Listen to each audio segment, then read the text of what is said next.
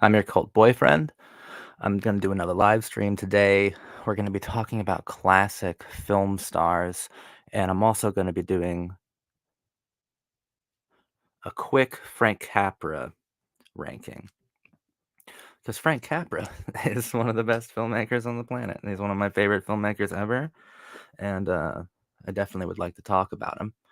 But yeah, we're going to start off talking about classic film stars, and we're gonna have a lot of fun, actually. I hope you've been okay, by the way. I had work today. It was kind of all right. Made a lot of upside down caramel macchiatos today. You have no idea. I didn't even know that existed. I don't even care. But this is what we're dealing with right now. Let me try to make it full screen so that the viewers at home can see all of the stars that we're going to cover. There's quite a few, and these are really the stars that first came to mind. They are the ones fresh off the top of my head. You probably have a favorite star who isn't mentioned, and just because they're not mentioned doesn't mean that I don't like them or don't think that they're worth talking about.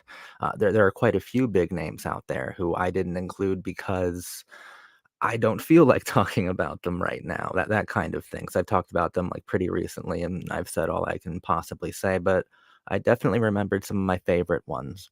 And I think that I think well, it's weird. I might come from like a pretty like pretentious group of film fans, but I have seen a lot of people say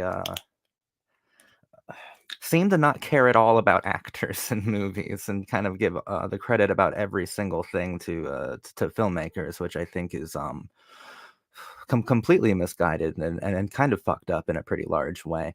I think that film stars are incredibly important. A lot of the people that we're talking about today are screen idols, people who helped not only define cinema as an art form, but uh, culture itself. The sexual or romantic dynamics of a current era, of a given era, as well as people like Humphrey Bogart and James Cagney impacted dialect, impacted the way that we speak to each other. Do you know what I mean? Um, Film stars can mean so much, and so like, what rubric am I using to judge these film stars? I don't know. What rubric did I use to like compile them all? It's kind of arbitrary, to be honest. I was like, if at some point, like at 1960, I think I cut it off to like for when they came to mind. Um, and how I'm going to be judging them, yeah, quality of the films might count, but I think what counts a lot more is like the power of their image, or like what they did, what they were able to represent, what they meant to not only culture but to cinema itself, and probably impact. You know, those are probably the things we're going to be focusing on the most. But I don't. I could change the rules at any time. It is my stream after all. But there are going to be a few hot takes here, so you've been warned. You're intrepid commentator. Guess what? I watched. Oh, I didn't see Sweet Charity yet, but I almost have. You recommended Sweet Charity on the last stream. I saw. I forget the name of the movie I saw. Okay, Carmen Jones. I saw that, and that was a really good Preminger movie.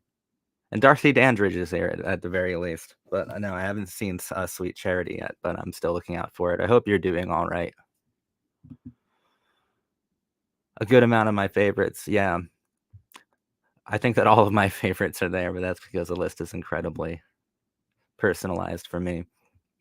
So I think I'm going to go back and forth here between making the tier and then coming back and checking comments. If anyone feels like getting involved, you know, give me shit for putting someone low on the tier. I will be honest, it's going to be hard to get in the S tier on this one. The S tier is a little bit exclusive on the classic film stars one. But okay, hopefully I can provide some insight along the way, but we'll see. First up, I think we have a hot take, honestly. We have Jimmy Stewart, who who I don't appreciate very much.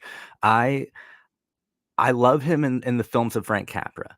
Right, I love "You Can't Take It With You, Mr. Smith," and, "It's a Wonderful Life" is pretty good too. I don't like him overall, I actually find his voice to be incredibly annoying.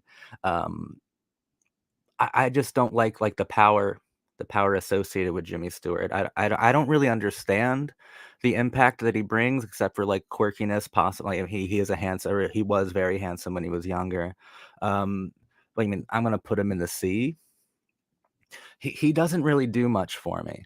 I think I'm gonna have better insight than this person doesn't really do much for me. It's just, Jimmy Stewart's a rough one for me. Like I said, I only like him in the films of Frank Capra. That's it. That's it. Frank Capra found a way to make him, not insufferable to me. So, moving on to Gene Tierney, who I always saw as, like, a pretty tragic kind of film star. She had a couple tragedies to endure in life. Um, I think that whenever she did appear on screen, there was something powerful there. Uh,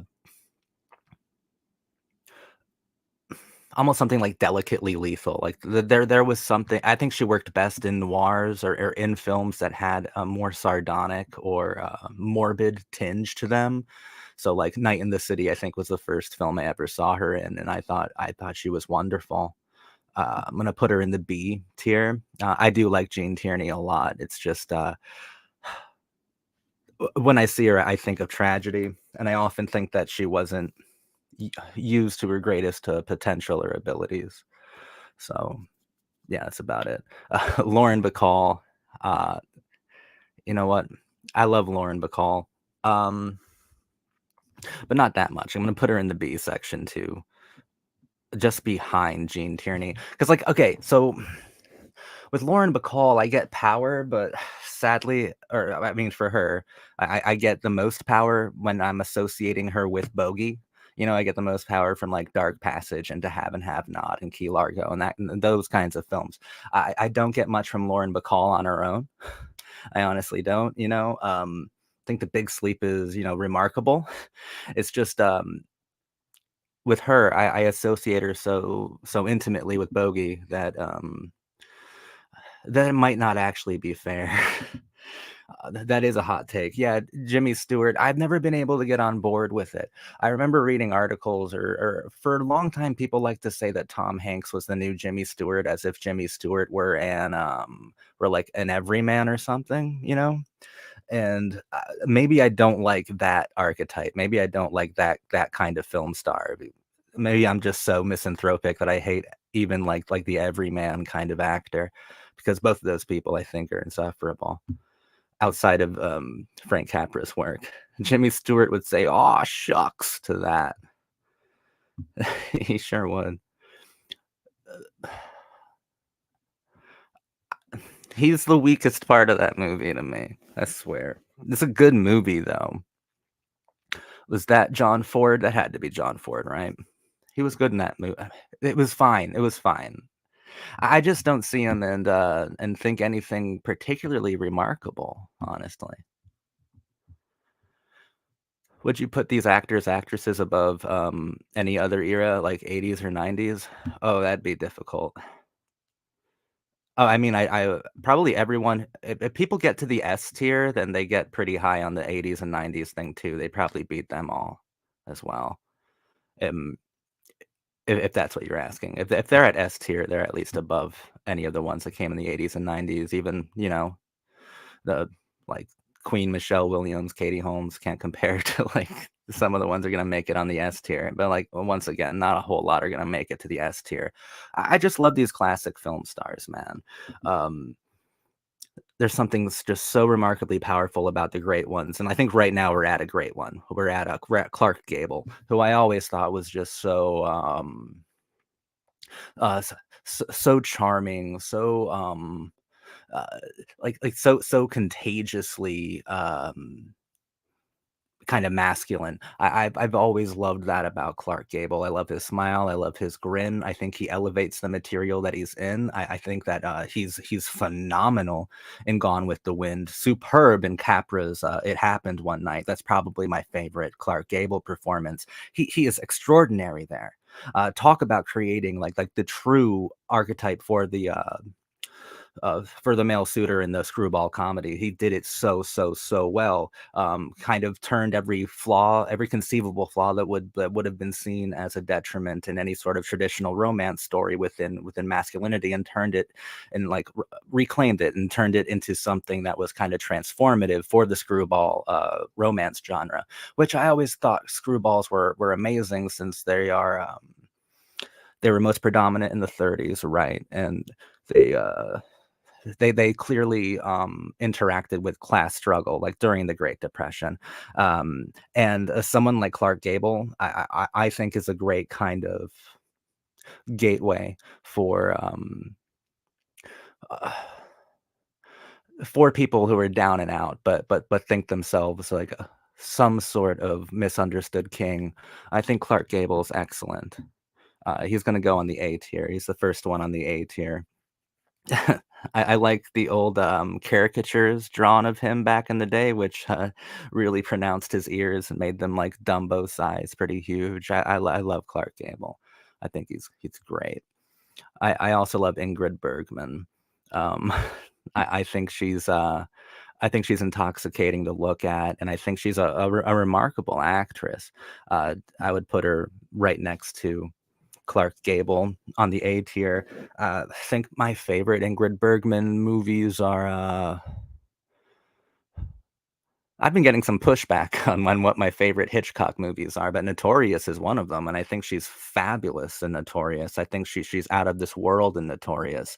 I think that Hitchcock seems uniquely inspired when he was photographing her, and what these great stars can do is that they can be everlasting in a large way, and they can transcend not not only time, not only space, not only the medium, but like words and emotions themselves. Like things are eternal. How do you get to this list? How do you get on this tier? You do something eternal. You reach a place of eternity, like through film as an art form.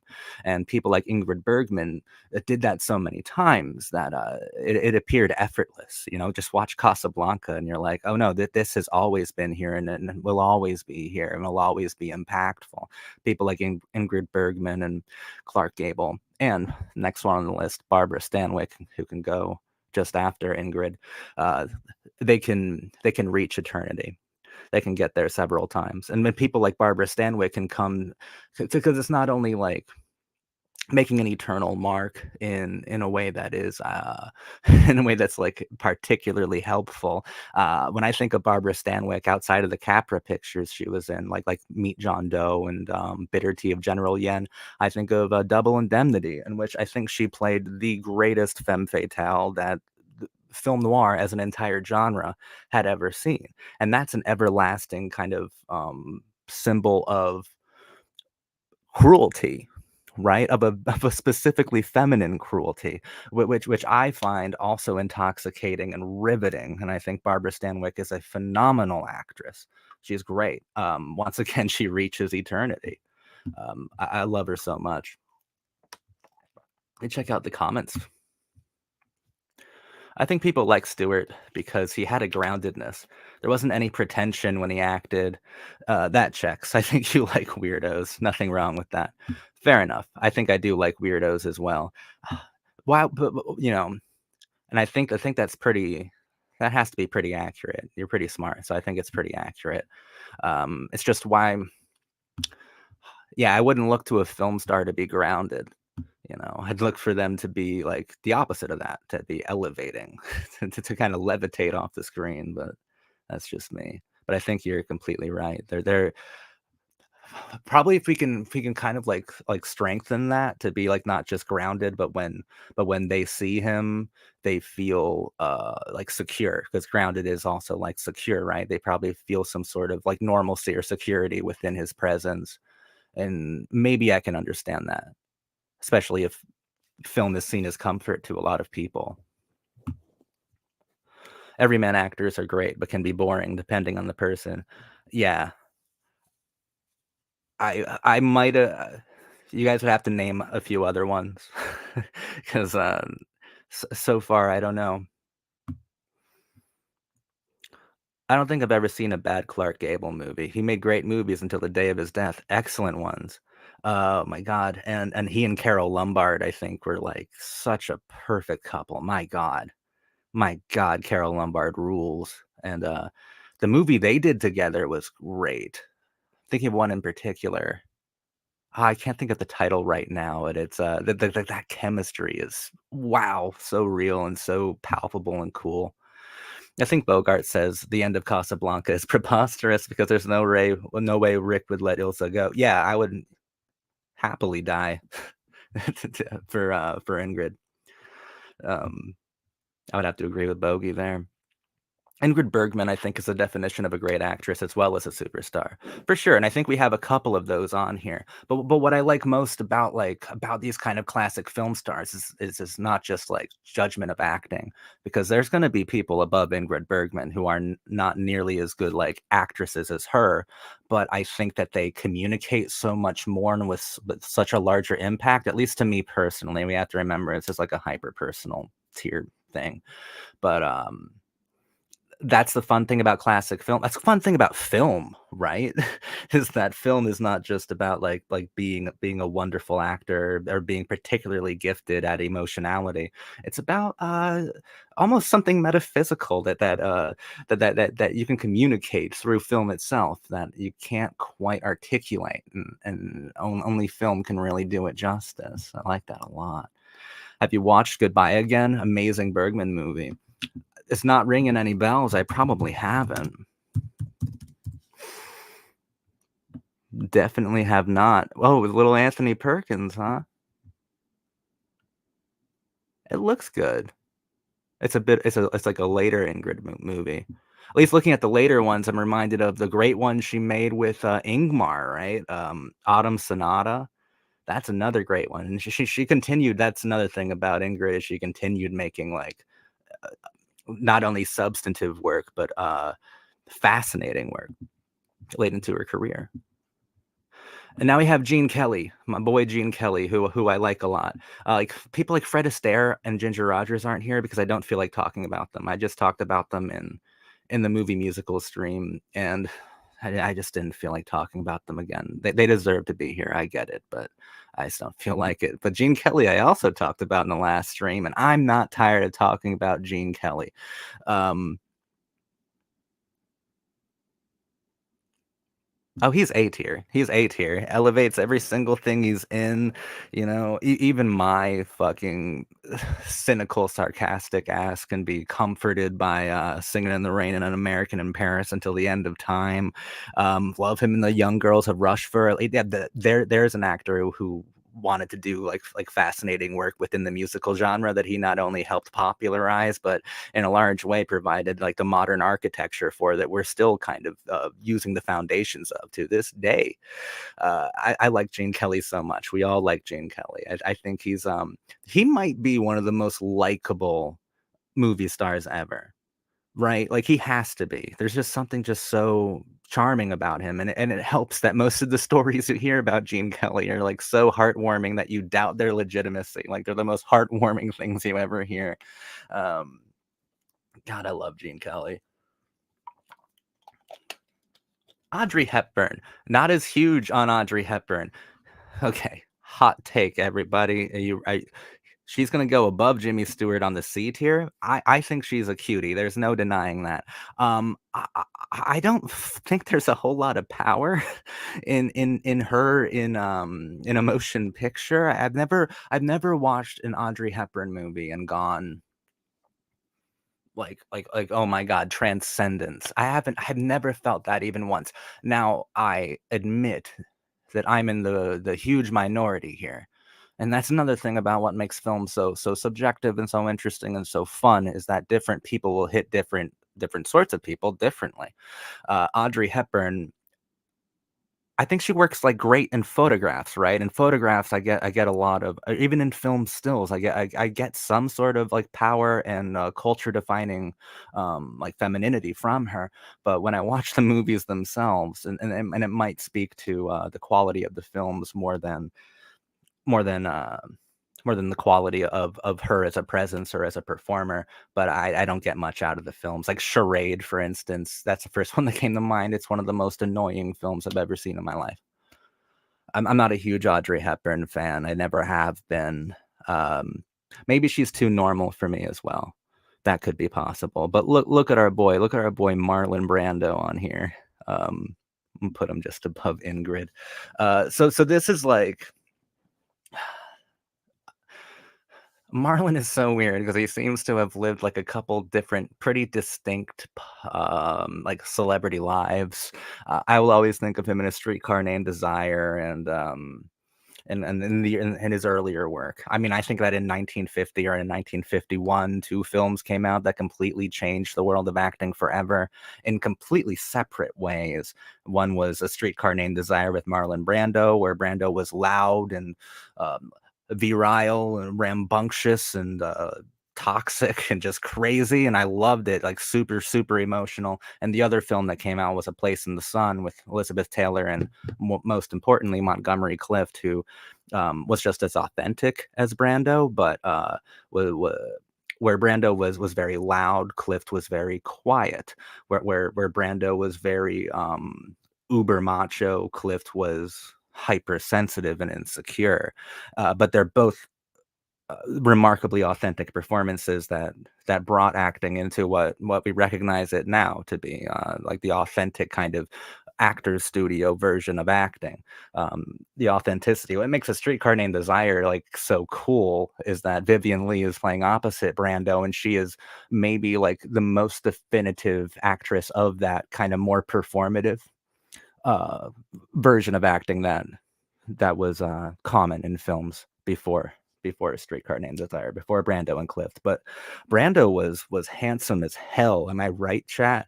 I'll never forget that. Like we watched because we were studying the play in class, and when he'd come on screen in the classroom because we watched A Streetcar Named Desire. Because we were studying Tennessee Williams, the ladies were audible. They loved it. They loved it, and I don't blame them. I was like, "Fuck yeah, I love that too, man." Brando was a hunk back in the day, and of course he had the acting chops to match.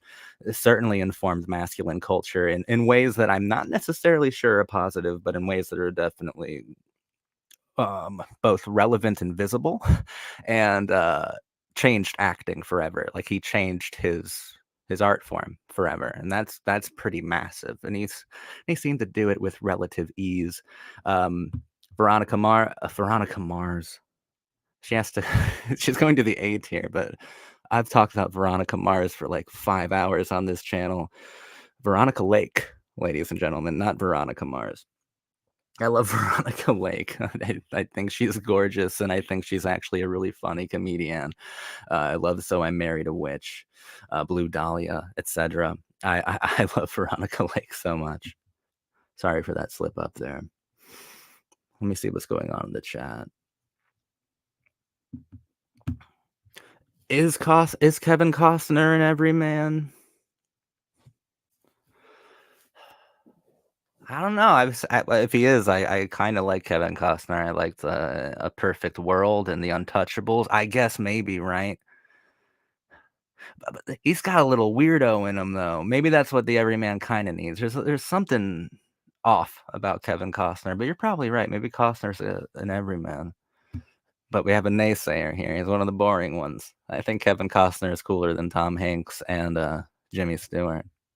Personally, he's never been in a movie that's as good as Mr. Smith Goes to Washington or You Can't Take It With You. But there's something fucking weird about Kevin Costner. I don't know. I always thought in like The Untouchables, Elliot Ness was like low key perverted, and I feel that like his character in Waterworld and stuff. I don't know. I possibly. I don't like it. I'm not a huge Audrey Hepburn fan. Let me just check out her filmography real quick.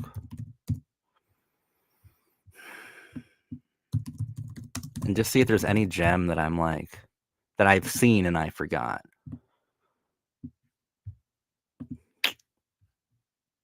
Oh, dude, not really. Like, I've seen Breakfast at Tiffany's, Roman Holiday, My Fair Lady, Sabrina, Funny Face Charade, Love in the Afternoon. I've seen a couple, like at least one or two other ones as well.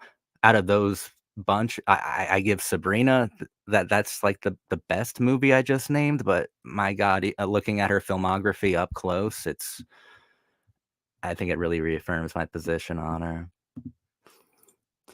I think that might be where I was heading with, like, in photographs, there's some sort of power there, and it probably is, like, the fashion iconography, like, people love that. People really do. And I love things that were directly inspired by Audrey Hepburn's fashion. I've done 4 hours on Gossip Girl, a show really wouldn't exist if not for Audrey Hepburn, being the icon that she was. She just doesn't do much for me, though. Nobody was hotter than Marlon in Streetcar for sure. I mean, look, if we're talking about male preferences here, I totally agree. But that Montgomery Clift, guys, that Montgomery Clift, I can't. I'm completely into Monty. Marlon is out of this world. Wait Until Dark. That's one that I don't think I've seen then. Do I not see a lot of new releases out of habit or because you don't think you would like them?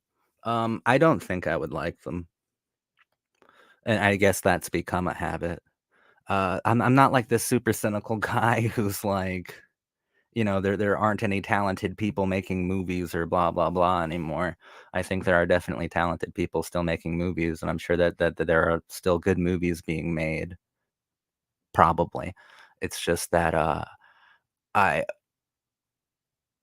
I think that movies both are informed and inform culture, and I really don't see myself in too much of modern popular culture. So I really don't think I would be able to find myself or find any sort of value for myself within modern film. That might sound cynical, but I still think that there are talented people making them. I mean, I don't know. I don't really like new films though. Like, the ones that I watch, I don't know.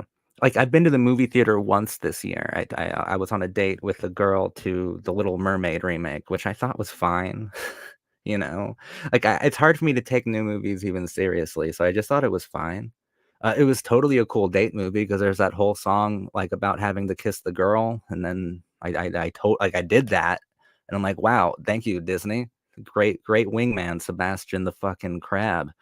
It's great, and before like, the year before, I only went to the movie theater one time for The Fabelmans, which I enjoyed, like, on a deeper level, to be fair. I think I should see new movies, especially if I like to run a YouTube channel or fancy myself a YouTuber, I should probably see new movies, but, like I said, I'm probably deeply misanthropic, I don't see myself too much in cultures that are still that are still relevant, I guess. Too much talent to get rid of course, of course. Oh my god, he completely changed the game. I just love to throw Monty Clift in there too, 'cause I think he equally changed the game. It's just Francis Ford Coppola didn't come around and offer him something because Monty had gone fucking insane by that point with self-hate and, like, brutality. He lost his mind, but Monty Clift, I think, would've he had a godfather in him is what I'm saying. Costner chooses interesting projects so many actors turn down. Probably. I don't I don't know too much about, Kevin Costner and the roles he accepted or turned down, but, I do know I don't mind them. I know he's in television now, I don't see him too much anymore. Hey, Daniel, I remember you from the silent stream. That was a fun stream. It's good to see you here. Problem is people overanalyze films that don't need analysis. Yeah, I would never do that. Have you seen my "She's All That" analysis video or my faculty analysis video? Like, this is what I do, Ruben. Do that all the time. I think the problem is people don't analyze films that need analysis and overanalyze films that have been properly analyzed already. But, Bridget Bardot is gonna go at the top of B. B for Bardot. I love Bridget Bardot for, like, the obvious reasons, but I also think that, she was exquisitely used in films like Contempt, obviously, but, La Verite, I think is, like, the best one. D Clouseau, Dula, what the hell is that guy's name? I did a whole video on it. He did, La Diabolique as well. Clouseau, yeah. That's a phenomenal film that kinda puts her eroticism on trial. It's a really sophisticated film, and Bardot brought it. She brought, the emotionality, she brought the intensity, and obviously she brought that singular, like, ridiculous physicality to the role. I think she's lovely. I think that the role that she was in that changed culture was in God Created Women, right? I think Bridget Bardot is definitely earned her cinematic legend, and films like Contempt, La Verite, and Woman and God Created Woman cement her status forever. There's something transcendental and eternal about Bridget Bardot, especially her beauty. Burt Lancaster, I think, is a fucking badass. I like Burt Lancaster. He's gonna go behind Gene Tierney. Burt Lancaster is awesome. Think of The Killers, and I think of Sweet Smell of Success most immediately. I love Burt Lancaster. Uh, there's a guy who I find to be like an intimidating presence on screen, and I think is a pretty decent like kind of masculine symbol as well, and a very very gifted actor, or at least he commanded the frame, he commanded the scene, he commanded the roles that he acted in. And I think that that's where some of the intimidation I feel from Burt Lancaster kind of stems. I think of Sweet Smell of Success most specifically with being just totally intimidated by this monster of a human being who that was an Alexander McKendrick film, and he had him lit in the most almost dastardly ways possible, and he had the coolest lines in the world. I think Burt Lancaster is the fucking coolest. And then Carol Lombard. I sure like Carol Lombard. I think she's awesome. I think she's great. And what's taking me so long right now is that I'm contemplating S tier for Carol Lombard. I think that what she was able to accomplish before her untimely death was so massive, that like God only knows what she could have done even further. And I think she was in fascinating films. My Man Godfrey is one of the greatest screwball comedies ever made by Gregory LaCava, who was like almost like spontaneous with his direction, which made his films kind of beautiful and like beautifully unpredictable in a very large way. Her comedic timing was so on point. She was one of the most beautiful women in the world. What, fuck it, S tier. What am I saying? She can be our first S tier. Uh, to be or not to be. Oh my God, her roles, her everything about Carol Lombard, I think, is not only quintessentially 30s, but most important to being on the S tier. I think is quintessentially eternal, right? I think that she is like the standard to which like all screen idols should try to live up to in a very large way, and she had the talent to match her physicality or even exceed it. I love Carole Lombard to death, and, don't be fooled, it's still difficult to get on the S tier, but Clara Bow's going there as well. I love Clara Bow. I just talked about her in the silent film stream. Um, just to keep it a little quick here, I think that she's just perfect. I think that she's flawless. I think that she communicates so much in her films, in her work, and her work was pretty fluffy. Like she wasn't in a whole lot of great films, but she was in films like 1927's It, and she was in Wings with Gary Cooper, and at least those films people go back and watch, but most of her films were kind of disposable in a pretty large way. But there was nothing you couldn't. Her presence was unforgettable, right? She transcended. She defined an entire era and then applied eternity to it. You can see her as like a 20s kind of version of Carol Lombard, although I think that there might be a few misgivings about that sort of combination for me. Look at the comments. I think there's some good cinema, but you basically have to live in LA or New York, get a chance to see it. Yeah, I live in Florida. Sometimes we get, like, the art films some of my friends are talking about. Sometimes we get those, but, uh, even those, like, I don't know. I don't think I like modern movies. I this is like a larger question for a different day. I do think that movies are still being made, and they're being made probably well by people today. The more pressing concern is, are movies dead? Right, because I've often sided with the idea that in a pretty large way they are, and that we're all like kind of matter of factly historians now. I don't know if films really impact culture the same way that they did years and years ago. I'm not sure. I think that media still impacts culture, but it might now be like a huge collection of media, right, rather than one specific medium. But I'm not sure that movies are still as significant as they were. I'm not sure if movies really are the things that are informing culture the most. So, I mean, that's a larger discussion for a different time, but it is relevant to screen idols here. Certainly, I can make something like this easily for like 60s and up, but the closer we get to now, and it might be recency bias too, like they wouldn't make it. But I don't know.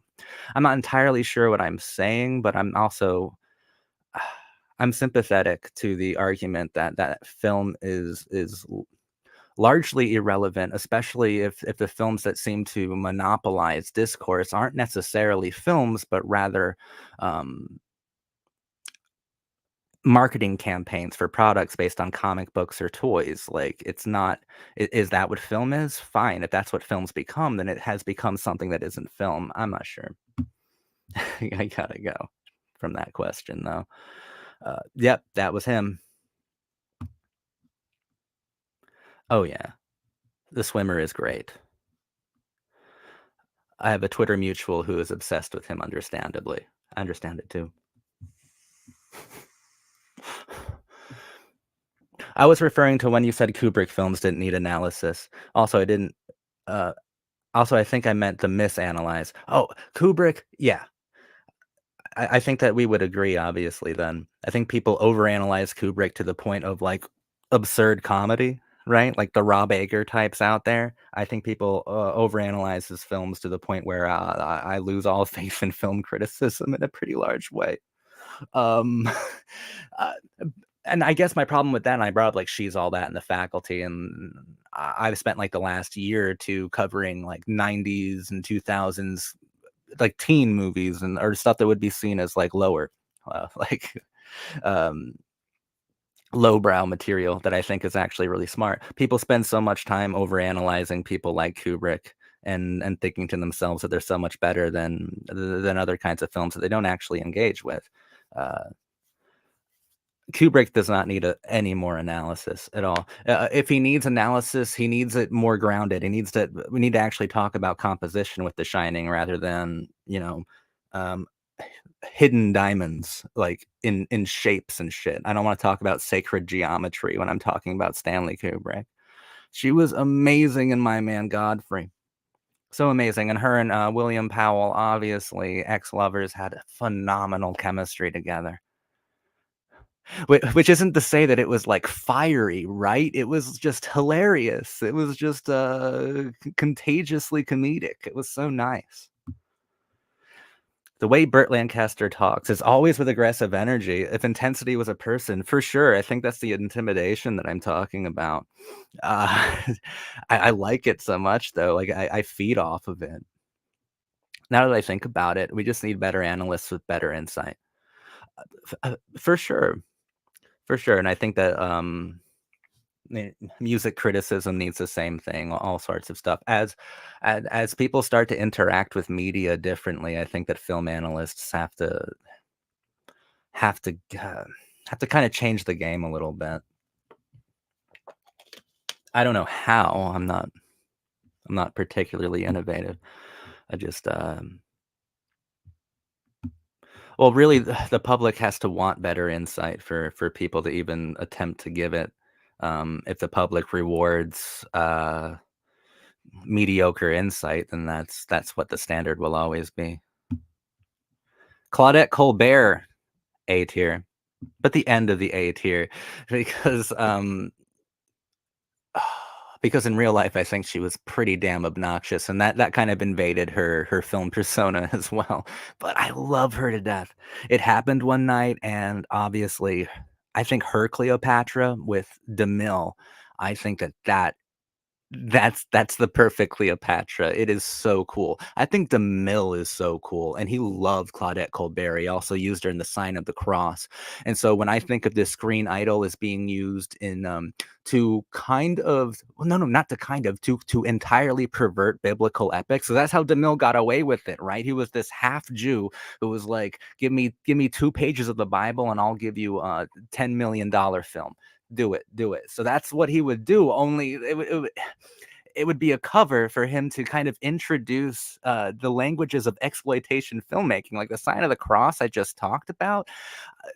There was major controversy because he like the major part of that movie or the most memorable part of the film was Claudette Colbert naked taking a milk bath, like having a milk bath, and it was like pretty revealing and insanely erotic.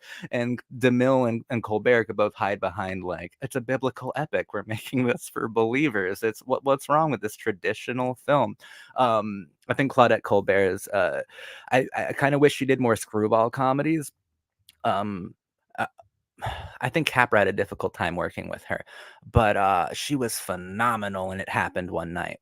So good. Now that her and Gable, that is just a legendary pairing with Capra behind the wheel. That's so fucking good. Claudette Colbert. The first thing I will always think of is Cleopatra or the Sign of the Cross with the milk bath and DeMille going like, "I told you." He he tied biblical storytelling to exploitation grammar, and intimately like uh, in sound film's infancy. And I think to this day there's still remnants of DeMille's perversion, which I think is awesome, which I think is beautiful. I think DeMille is a director that I really need to study. I have two fucking biographies of him over there. Well, one's a coffee table book, and it's massive. It's just as epic as his films. Gotta check out more DeMille. But Colbert was one of DeMille's favorite actors, and I think only DeMille could really put up with Claudette Colbert with her attitude.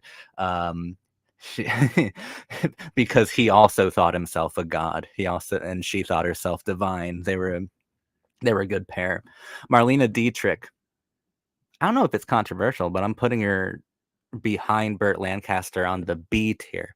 I I love Marlena Dietrich. I have a lot of friends or whatever who get a lot out of her films, and there's so much to her image, right? I think she is very powerful.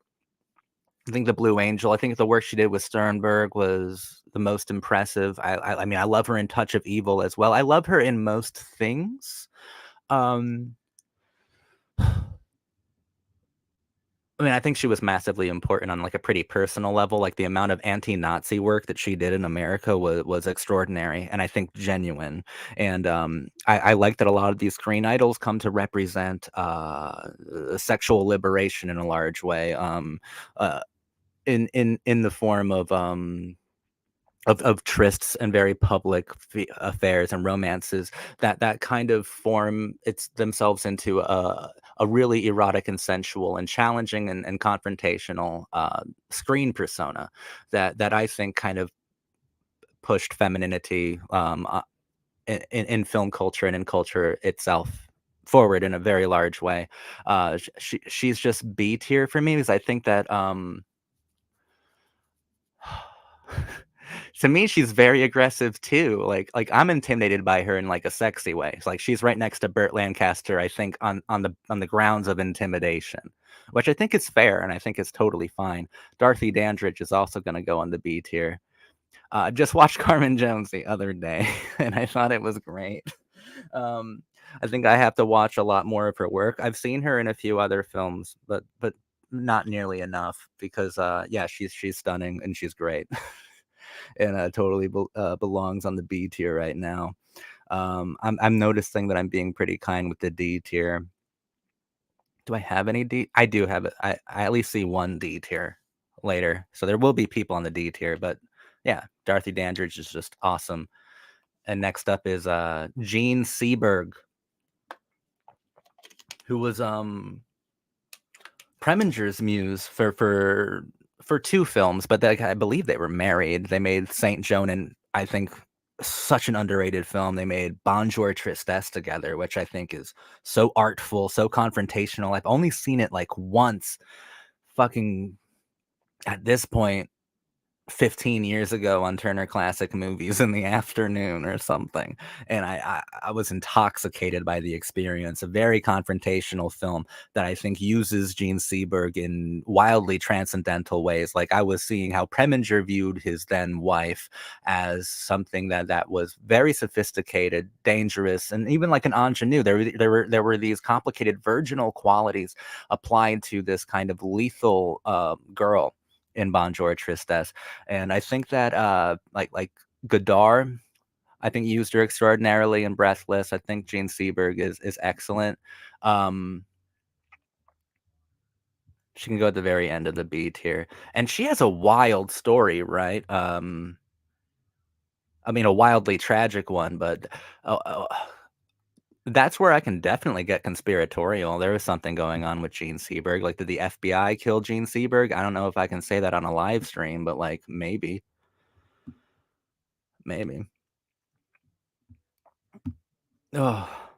I don't think every new release is franchise or IP related. You just need to learn to seek them out and be open to consider them. I don't think that everyone is franchise or IP related either. I think the ones that monopolize discourse are, you know, like when discourse is flooded. Is flooded with something unique, then I might pay attention to it. But the ones that seem to dominate public discourse are, you know, pretty IP related. But I thought to say there's something inherently wrong with something being IP related, but there certainly is actually. Like, I don't know. Modern movies. I kept trying to reiterate, like, they still make good ones. I'm sure of it. It's just I don't know if people go to film for those kinds of feelings anymore. Like, it could have moved to television, which I'd be perfectly fine with, and maybe it has. I see a lot of the television discourse I see is what I wish film discourse was. People being passionate about like original long form storytelling with seemingly very sophisticated characters. I all I see about film is, if it's not a Marvel or Disney or Barbie, it's waiting for the next Marvel or Disney or surprise IP like Barbie. It's nothing like an A24 movie will get discourse for like 3 days, and then A24 is also like pretty trendy. I don't know. I'm impossible to please. I think you're right, honestly. I look at teen films so different now after watching your videos. Thank you, Ruben. Thank you. Those are top tier. I think that teen content today is still very good, but I think that like great teen content has moved entirely to film or like YouTube videos. And or I'm sorry, to television or YouTube videos, and I don't even think that's a bad thing at all. Um, I honestly have been a bit more impressed by television. You know, I know that I specifically cover like teen shows on my channel, and I think that those are great. But I've certainly seen The Sopranos and Mad Men and all like the typical ones you're supposed to see, and I'm very impressed by television. A lot more impressed by television than I am by like post 2000s regular movies, probably. Um, I wouldn't be heartbroken at all if films like slowly stopped being produced. I know that's crazy to say for a film channel, but I wouldn't be heartbroken. DeMille is such a bizarrely fascinating filmmaker. You should watch Four Frightened People with Claudette. I should. Absolutely. I'll watch anything with her in it. That and Sign of the Cross are probably the two most important DeMille films for me. Yeah, Sign of the Cross is awesome. I've wanted to cover it for a long time. Hey, Jack, by the way. It's good to see you, and that's a good comment. You left me a very kind comment earlier today on my new cabaret video. So thank you. Yeah, I love Claudette Colbert. I'm glad you do too. DeMille is ridiculous. I would love to cover him the way I did Capra. Just get the big ones out of the way and just find out that he's just perfect. DeMille's always fascinated me. I love that guy. The Passion of the Christ is an exploitation film. It absolutely is, okay? Like there are torture porn aesthetics there. It absolutely is, and Monica Bellucci's walking around the fucking movie. It's always an it's exploitation. It absolutely.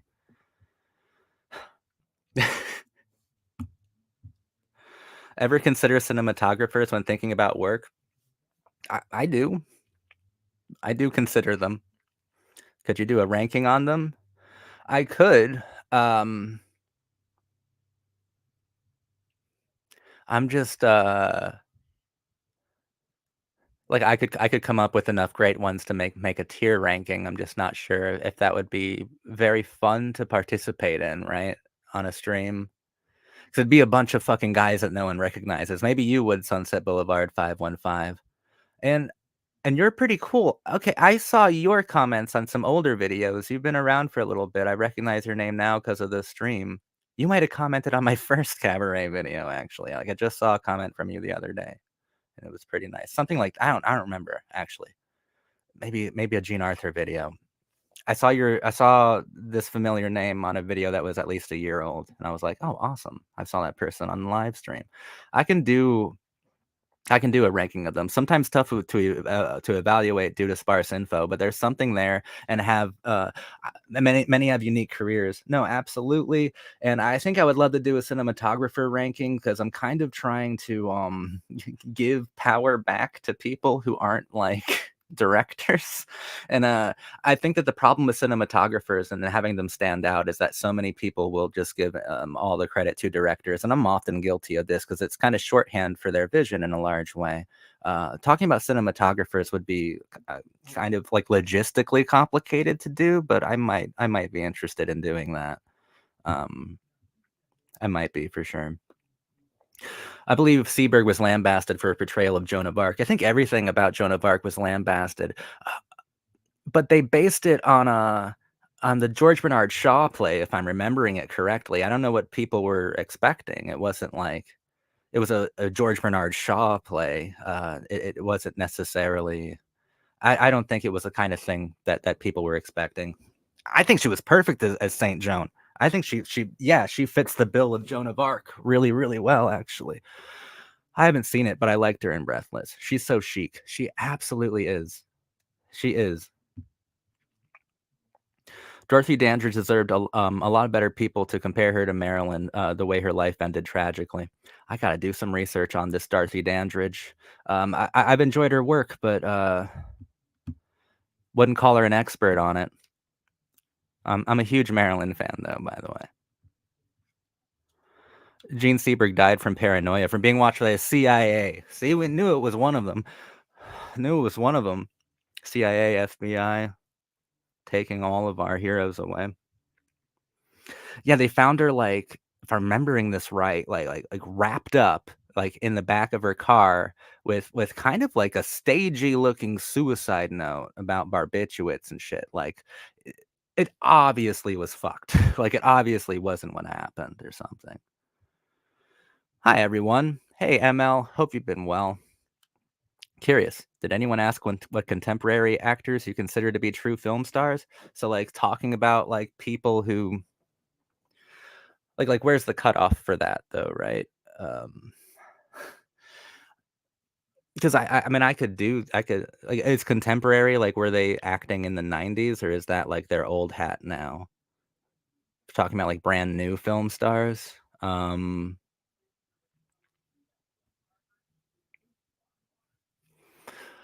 I'll ask that to the chat. Hey, chat, what contemporary actors do you consider to be true film stars, um, on level with some of these very best ones over here? I'll brainstorm as well, but I don't know where the cutoff would be because, like, can I say Michelle Williams even though she's been acting since I was 7 years old? Probably not, right? So, like, are we looking for more recent ones? 2000 to now? So that'll be the cutoff? Yeah, I'll try to But there are some people who have, like, immediate power still, for sure. I will think about it.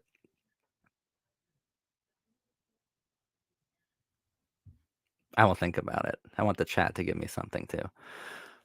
It was the first Cabaret. So that's the video you commented on. Yeah, I was looking at it because I made the compilation Cabaret video, and I saw your comment there, and I saw other comments on that video from people who've been in this chat, and I'm like, "Awesome, they actually watch the videos I want them to watch. That's so nice," and you said very nice things on there. So, yeah. The new one's a compilation, right? So it's that entire first video plus a segment from a React video I did, and then plus the live part of the live stream from the other night. So you've already done your due diligence, Sunset Boulevard. I thank you very much. The only cinematographer I recognize is Ernest Dickerson. He does most of Spike Lee movies and directed Juice. Yeah, he's great.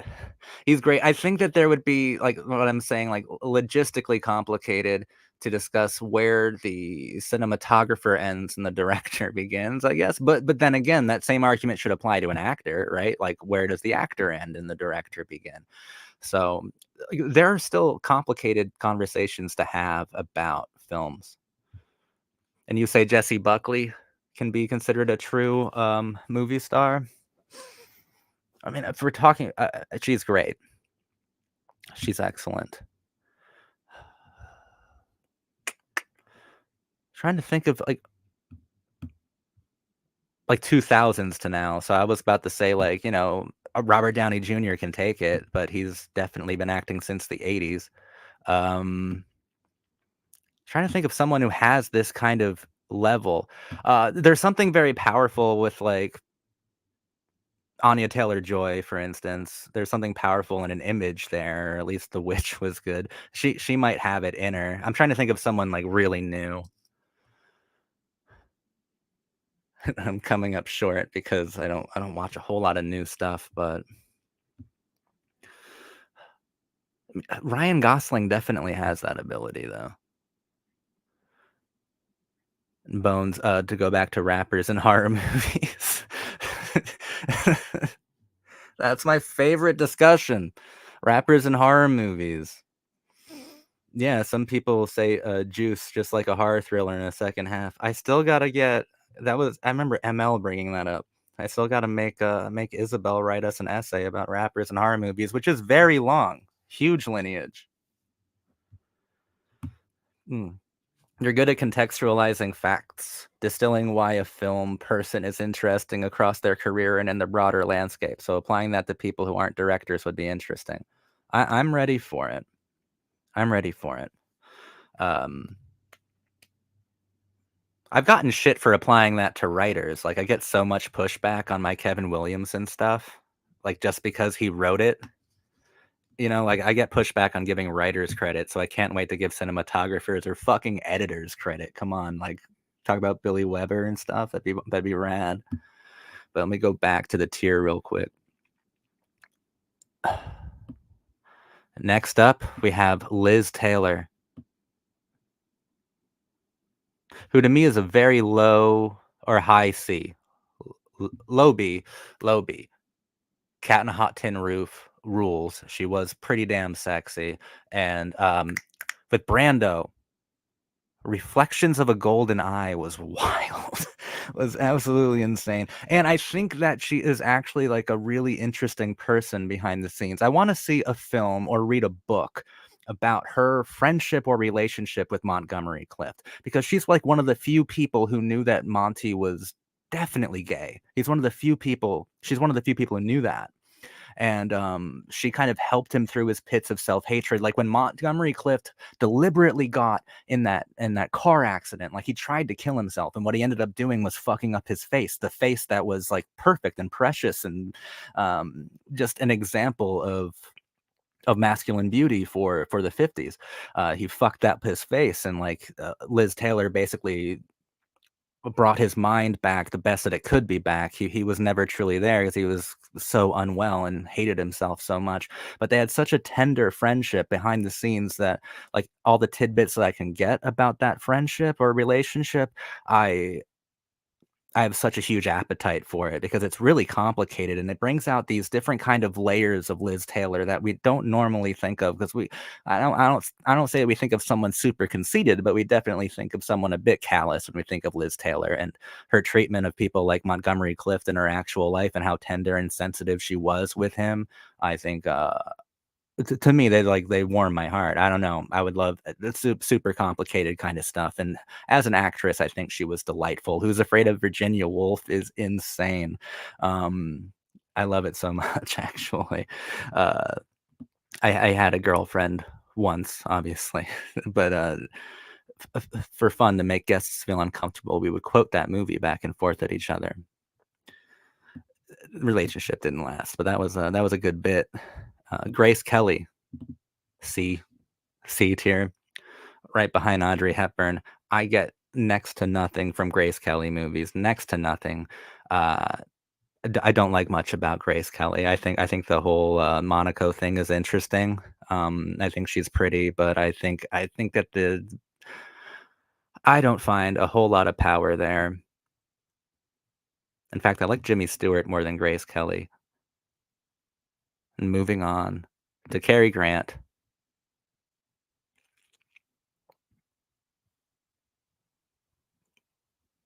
I really like Cary Grant, actually. He can go to the top of the B tier. He can be our new king of the B tier. I think Cary Grant's delightful. What's my favorite Cary Grant quote? I'm trying to remember it. He told his biographer, who I think was his friend, this. They were watching like a Cary Grant movie, and I, I think he heard someone say like, "God, I wish I was Cary Grant," and then Cary Grant whispered to his friend, "I wish I was Cary Grant too." I think he's another kind of fascinating character along the lines of Montgomery Clift, but I think remarkably emotionally healthy in a pretty large way. I think the characters that he played were super charming. In fact, fuck it, he's going to the end of the A tier.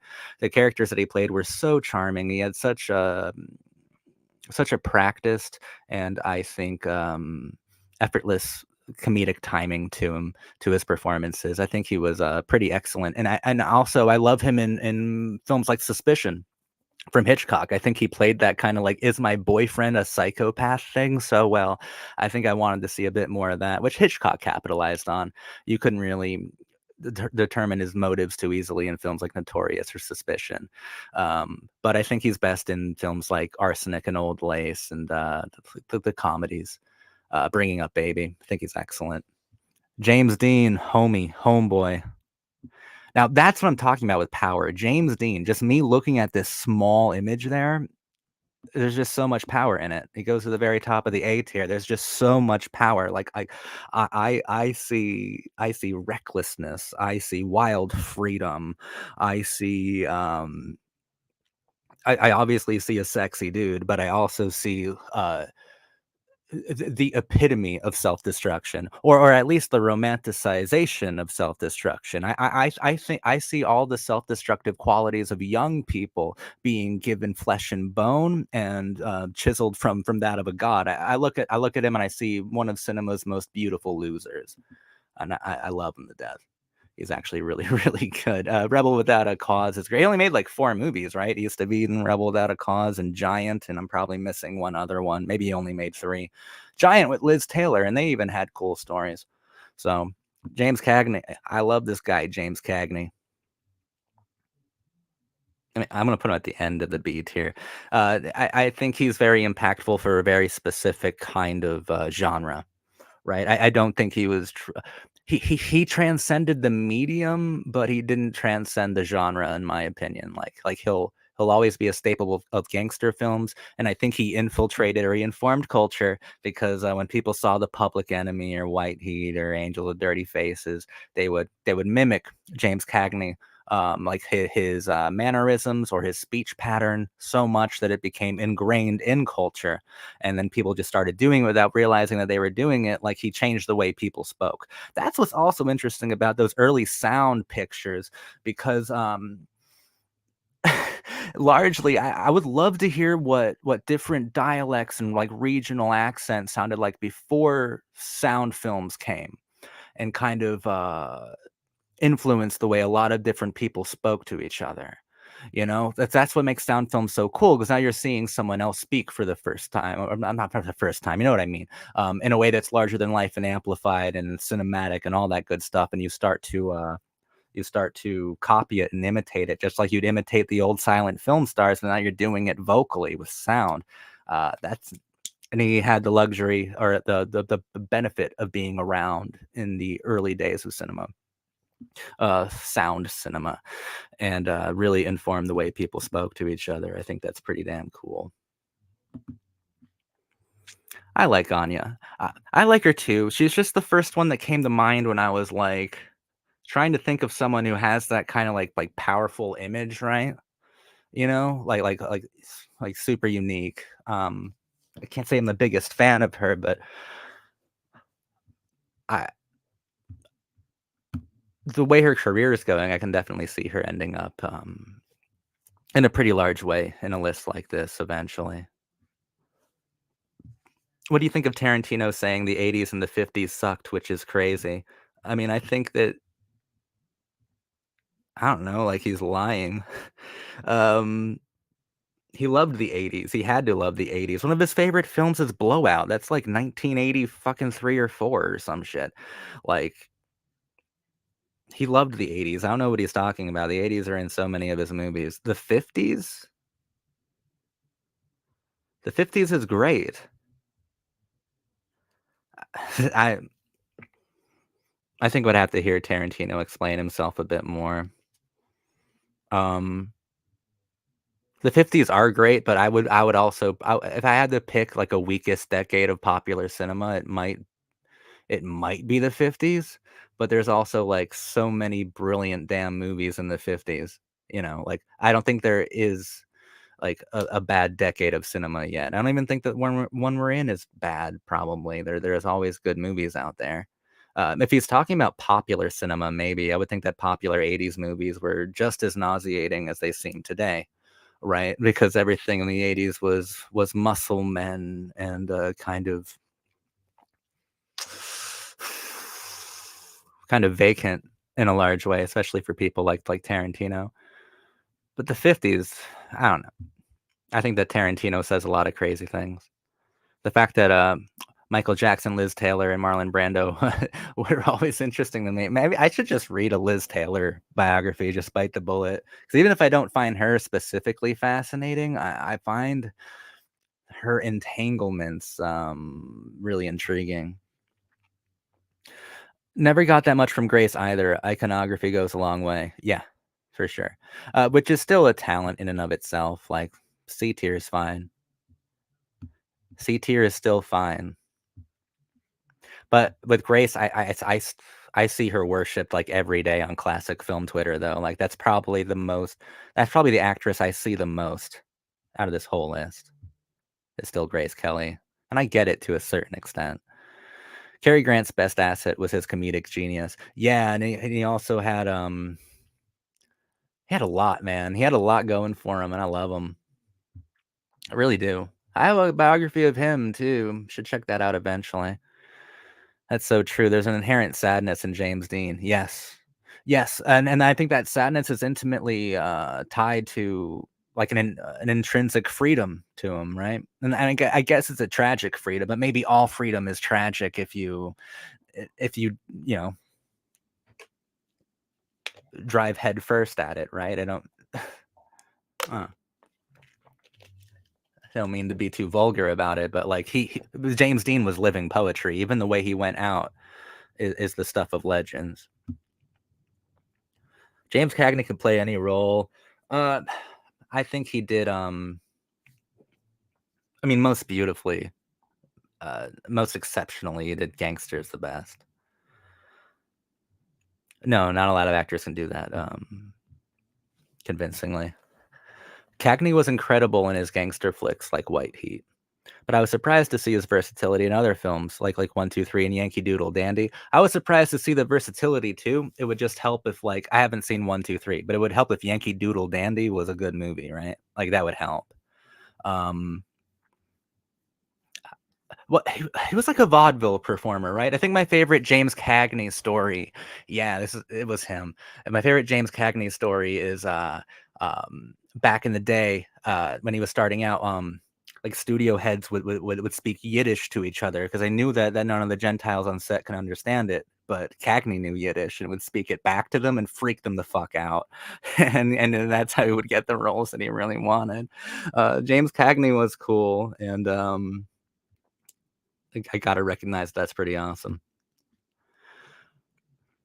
I know he was lying considering De Palma had some of his greatest movies in the '80s. Y Unless he's talking about, like, the most popular movies, right? Like, I don't even know, like, what does Tarantino think of James Cameron? I have no idea, but that's someone who definitely came to like, he might be talking about popular movies, and maybe '50s pop movies weren't too great either, but Tarantino says I can relate. He says a lot of things that are, like, pretty spicy, pretty inflammatory, like, without thinking, you know?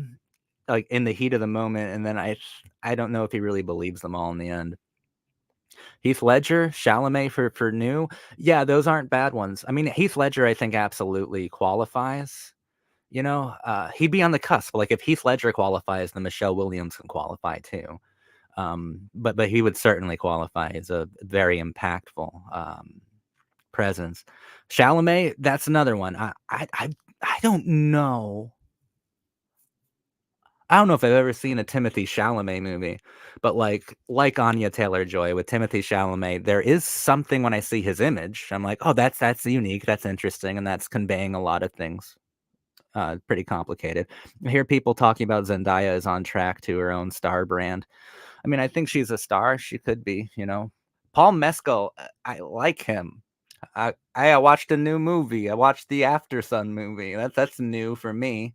That was good. That was very good. Watch After Sun, chat. Loved it. I love this Paul Mescal guy. He's great. Um, I don't know if I see like eternal screen legend in Paul Mescal or whatever. I think I see a handsome guy with a lot of talent though. Jessica Chastain. New people are so tough to say. Eh, I think Jessica Chastain fell off a little bit. I don't know. Maybe, I don't know. I think Chalamet for sure. Chalamet and Zendaya, I don't see why not, you know?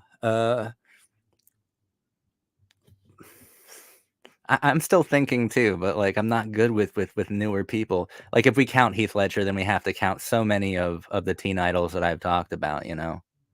And I'm not sure, like, if '90s and 2000s, like, teen stars can really count anymore. Saying any particular decade of cinema sucks seems very reductive. I think that's what I was getting at. Uh Like, if I had to choose, like, maybe the '50s would be, like, the least impressive, but my god, some phenomenal movies were made in that decade. By some, I mean so many, uh, but I think you're very right. If James Dean is a beautiful loser, then what's Brando? Curious what your read on him is. Um, James Dean is a beautiful loser, and I think I actually lifted that phrase from, a collection of photographs of Montgomery Clift, calling him cinema's one of cinema's most beautiful losers. These kinds of tragic, it's like semi-tragic figures of masculinity who exemplified something that is like dangerous, sad, and sexy and self-destructive, right? With Marlon Brando, okay, I honestly don't know if you can get more opposite from Montgomery Clift, and I know you weren't here earlier, but I pitted Brando and Clift against each other when we first started in a large way by comparing A Place in the Sun to A Streetcar Named Desire coming out the same year in 50 or 51, and both changed acting in their own ways, one being loud and one being quiet and sensitive. Um, I think he's like the anti-Clift in a large way, like almost the anti-James Dean. I mean, he was still like virile, he was still like masculine in a pretty large way, but he went on to become maybe a deliberate mockery of himself, right? He certainly didn't even care about the craft of acting anymore if he had an earpiece in for every movie, like, post The Godfather. Hell, even on The Godfather, one of my favorite scenes in it is when, like, he and Duvall are having like a pretty heated conversation, and you never see Duvall from the neck down because he's carrying a placard, like a huge sign that has all of Brando's lines in it, and you never see Brando's other hand because he's holding a hoagie in it. Like he started to become a mockery of his own craft later on. And he also started to let himself go would be like, I think a terribly like maybe mean thing to say, but I think that as like the more of a mockery he made of his own craft and of his own like status as a celebrity, as this kind of screen idol, the more of a mockery he made of that, the more it almost became method for him. So his own physical appearance started mirroring that. I don't think he's like anything like a beautiful loser. I don't even think he. I I don't think he's anything close to something like Montgomery Clift or James Dean when it comes to beautiful losers. I think he was beautiful and impacted the world in a very large way. And then I think he started to make fun of everything that he did. Right. I think he started to take a lot out on the audience too, specifically. Um, Whereas Montgomery Clift and James Dean were self-destructive, I think that Marlon Brando was always implosive and like outwardly aggressive type of figure. That's part of my read on him. I was thinking recently about how Hollywood is intent on dubbing current actors as the new Brando. Um, Not sure who's truly earned the moniker, though. Well, that's the thing. The new Brando would have to be considered one of the greatest actors ever, and then turn into a mockery of himself. Like that's exactly what they would have to do. I don't know. Like there are a couple of those actually. Like what the fuck happened with Adam Brody after he won, Adrian Brody? Been watching too much The OC, you guys. I wish we were talking about Adam Brody. But like, what the fuck happened to him after he won The Pianist? He just went crazy and just started doing the most ridiculous shit he could possibly do. It feels like. And then like I don't even take Adrian Brody seriously as an actor anymore. And then when he was starting off, I thought he was so fascinating and a very arresting sort of presence on screen too. I think he might be the closest we've gotten to a new Brando because I think he turned into a mockery of himself as well in a large way. I think Michael Shannon and Michael Stuhlbarg should be, but they aren't star actors. I think you're a fan of Boardwalk Empire. Um, I think Michael Shannon could have done it, right? He could have done it. But what has he been doing lately? Besides The Flash, like, what has he been doing lately? He had a few years there where he was fascinating to watch and keep up with. What happened? Marlon was, the opposite. The more someone liked him, the more he lost interest. Yeah, and I think that's ultimately, like, adding to what I'm saying too. Like, the more the public loved him and the more, like, he informed culture, the less interested he was in both the public and culture. And then the more film gave him awards, the less he cared about film. You know, the more he changed acting, the less he cared about acting, which I find, like, largely arrogant, if I'm gonna be real. James Dean was obsessed with Brando. James Dean was a very good actor. He was very good. Very good. God knows what he would have done. Like in 3 or 4 films, he left behind a legacy that few people can touch. James Dean is the only one who earned the moniker as a new Brando. Um, well, at least like the good Brando. But now when I see new Brando, I have to consider, you know, both versions of Brando, and one of them is not very flattering. There's a great clip of Christopher Reeve saying Marlon Brando let down acting for lack of effort. Yeah. Since he slipped with Adam, what do you think of Adam Driver? Thought he was good in silence. I'm not a big Adam Driver fan. A lot of people are, right? A lot of people see something in him that I'm just not recognizing, I guess. I'm not seeing a lot of Adam Driver here. I'm not seeing a lot within Adam Driver. I see talent that like I wouldn't deny, but I don't see anything magnetic about him or anything like like uniquely uniquely interesting about his performances or about his persona. And I do like Cadillac Records, right? I do like it. Um,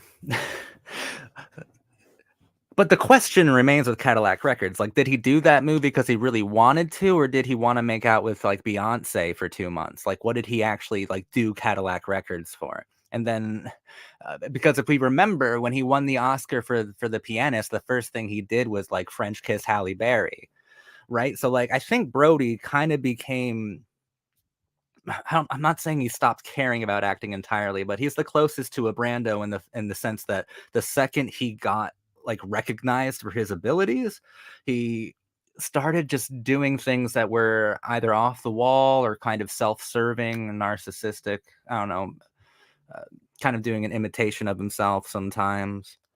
I like Adrian Brody a lot. I'm just saying. My favorite Adrian Brody story is when he thought he was the star of The Thin Red Line when he was first starting out, and he was the star of the script, but Terrence Malick's scripts never are what they it's never what you're gonna see in the actual movie, and in the script, he was the star, and then in the editing room, they made it so Jim Caviezel was the star, which is amazing. Jim Caviezel's perfect in The Thin Red Line. This is great. But like Adrian Brody was on the cover of magazines and doing all these press junkets as the star of the film, and then when he watched it, he maybe had a line in the whole movie. He was like edited out of it. And I still think that's so funny. But then imagine being Jim Caviezel and being like, oh shit, I'm the star of this movie. That's wild. That's wild. Oh yeah, I need to check out Boardwalk Empire. You haven't seen Boardwalk Empire? Michael Shannon's great. So is Stolbarg, if that's how you're saying it. They're both phenomenal on that show. But just give me 1 minute. I'm gonna go back to the chat in a second. Let me guys, we have another S tier. We have top of the S tier. We have my cinematic twin, the eternal, immortal, wonderful Jean Arthur, ladies and gentlemen. If you haven't seen my videos about Jean Arthur, I have one subtly called Jean Arthur is my cult girlfriend. I love her so much. My cinematic twin in the sense that she was such a nonconformist, right? And she was so insecure. Like she well, she also had a very large inferiority complex that she never got over. Her favorite roles were like Peter Pan, and I see her in a large way as being the protector of the inner child. And I feel like Capra felt the same way, having her be in films like Mr. Smith and kind of protecting Jefferson Smith's innocence in a very large way, being reacquainted with the inner child and then protecting that inner child. Jean Arthur would pace around Capra's sets and she would like throw up before shooting every scene because she was so nervous about making a bad film, and she felt like she was making so many bad films because Harry Cohn, who was the head of Columbia at the time, had forced her into by a contract to just do any film that he said, and they were all turning out to be poor. And she's like, this is how people will remember me as a two-bit actress who made a lot of bad movies. So she would always get really insecure and worked up, and like she was called difficult to work with, but what that really means when you read that about an actress, what that really means is that they're just a nonconformist and they're not going to put up with your shit. Like she even hatched like she fantasized about murdering Harry Cohn. Like she had a whole thing worked out with like a trick sleeve with a hidden revolver, and she'd tell it to like friends of hers and they'd think it was a funny anecdote until like they realized she wasn't joking, that she almost murdered the head of Columbia Pictures, which was known as Poverty Row at the time, and Capra was also shackled there by contract. But I think Jean Arthur's films are extraordinary. I think she is a radical. I think she made some radical screwball comedies, and I mean politically radical. You should watch The Devil and Miss Jones. You should watch Easy Living. Like I said, screwball comedies directly interacted with class and social stratification, because they were popular films of the Great Depression era, and a lot of these films love to uh, comedically or absurdly contrast the lives of the absurdly rich so that we could like laugh at them, and kind of the more authentic lives of the lower class, which Jean Arthur would normally occupy, and in her screwball comedies, but I think Easy Living is maybe the best screwball comedy ever made. I think The Devil and Miss Jones is screwball radicalism at its very best. I think The More the Merrier is excellent as well. Talk of the Town, Mr. Smith, You Can't Take It With You. Um, Mr. Deeds Goes to Town. I think, well, she is my favorite movie star. I think she's super, super underrated, and I think she's a phenomenal actress. She had a voice that was kind of like a firecracker. It was very unique and kind of made for talkies, right? Like I love hearing her talk. I love watching her act, and um, I really kind of relate to her ultimate, like, severe extremist version of nonconformity. She was so nonconformist that she was known as, quote, the actress that nobody knew. Um, I relate to that in ways that are like super sensitive, but also like I think really comforting. So Jean Arthur, top of the S tier. Spoiler alert, she's gonna stay at the top of the S tier. I love her to death. I think she's underrated, and more people should check out her work and really reevaluate and appreciate it for how incredible it was. Like Clarissa Saunders in Mr. Smith Goes to Washington. That's one of my favorite film characters ever. I see so much of myself in her, and I see so much because that's the real hero of Mr. Smith, right? It's not Jefferson Smith. He went to Washington. He went to this nihilistic, venomous pit of predators. Clarissa Saunders lived there. She was jaded. She was cynical. She's the one with the arc. Mr. Smith doesn't have an arc. She does. She starts off jaded and cynical and ends up at the protector of the inner child, which is embodied by Jefferson Smith. Now, that's a true screen heroine. That's like probably the greatest screen heroine of all time. Unless Sally Bowles enters the conversation, then I say she will. She was, but whatever. Jean Harlow, oh, I wish I liked Jean Harlow more, but I'll put her just above Grace Kelly. Uh, Jean Harlow definitely impacted 30s culture, though, right? I think Capra even made a film with her as well called Platinum Blonde. If you're wondering why I'm bringing up Capra so much, I'm doing a Frank Capra ranking really quickly at the end of this. I'm getting warmed up, getting prepared. She's also in The Public Enemy. She has that immortal scene with Cagney where he shoves grapefruit into her face. Jean Harlow's like, all right. I was never really kind of like there's nothing truly mystifying or complicated about Jean Harlow, but she definitely influenced culture. She's like Mae West in that way. That like I don't really get anything from it, but I certainly understand that she has earned her chapter in film and cultural history. I just don't get a whole lot from Jean Harlow. Joan Crawford, I fucking adore Joan Crawford. Let me put her at the end of A tier, actually. I adore Joan Crawford. I think she's ridiculously fascinating to read about. A really crazy woman. I think she's an incredible actress. I think that Mildred Pierce is extraordinary. The one humoresque is also so good. The Damn Don't Cry is also great. I think she had so many great movies, and like this is a case where her persona overshadows a lot of her great films. I like Joan Crawford. I like what she's come to represent, which is kind of I wouldn't, okay, maybe I would say toxic, but I think that like screen idols should kind of embody a certain kind of like venomous campiness that is kind of appealing about the lives of the rich and famous. I find Joan Crawford to be really interesting and very talented and morbidly funny, morbidly very funny. Joan Fontaine, she can hang out at the end of the beat here. Rebecca is a beautiful film, so Suspicion. Joan Fontaine is very good. I feel that she is overshadowed by her sister, understandably, but Joan Fontaine was also just, I think she was incredible to watch. And I think she was a little underrated because I feel that some of her performances lack a certain amount of confidence. And I think that's kind of a shame. She should probably place higher if it wasn't for that. Then we have John Wayne. Well, he's not going any less than the B tier. I think John Wayne is great. You all know John Wayne's fine. I think that like Rio Bravo is probably my favorite John Wayne movie.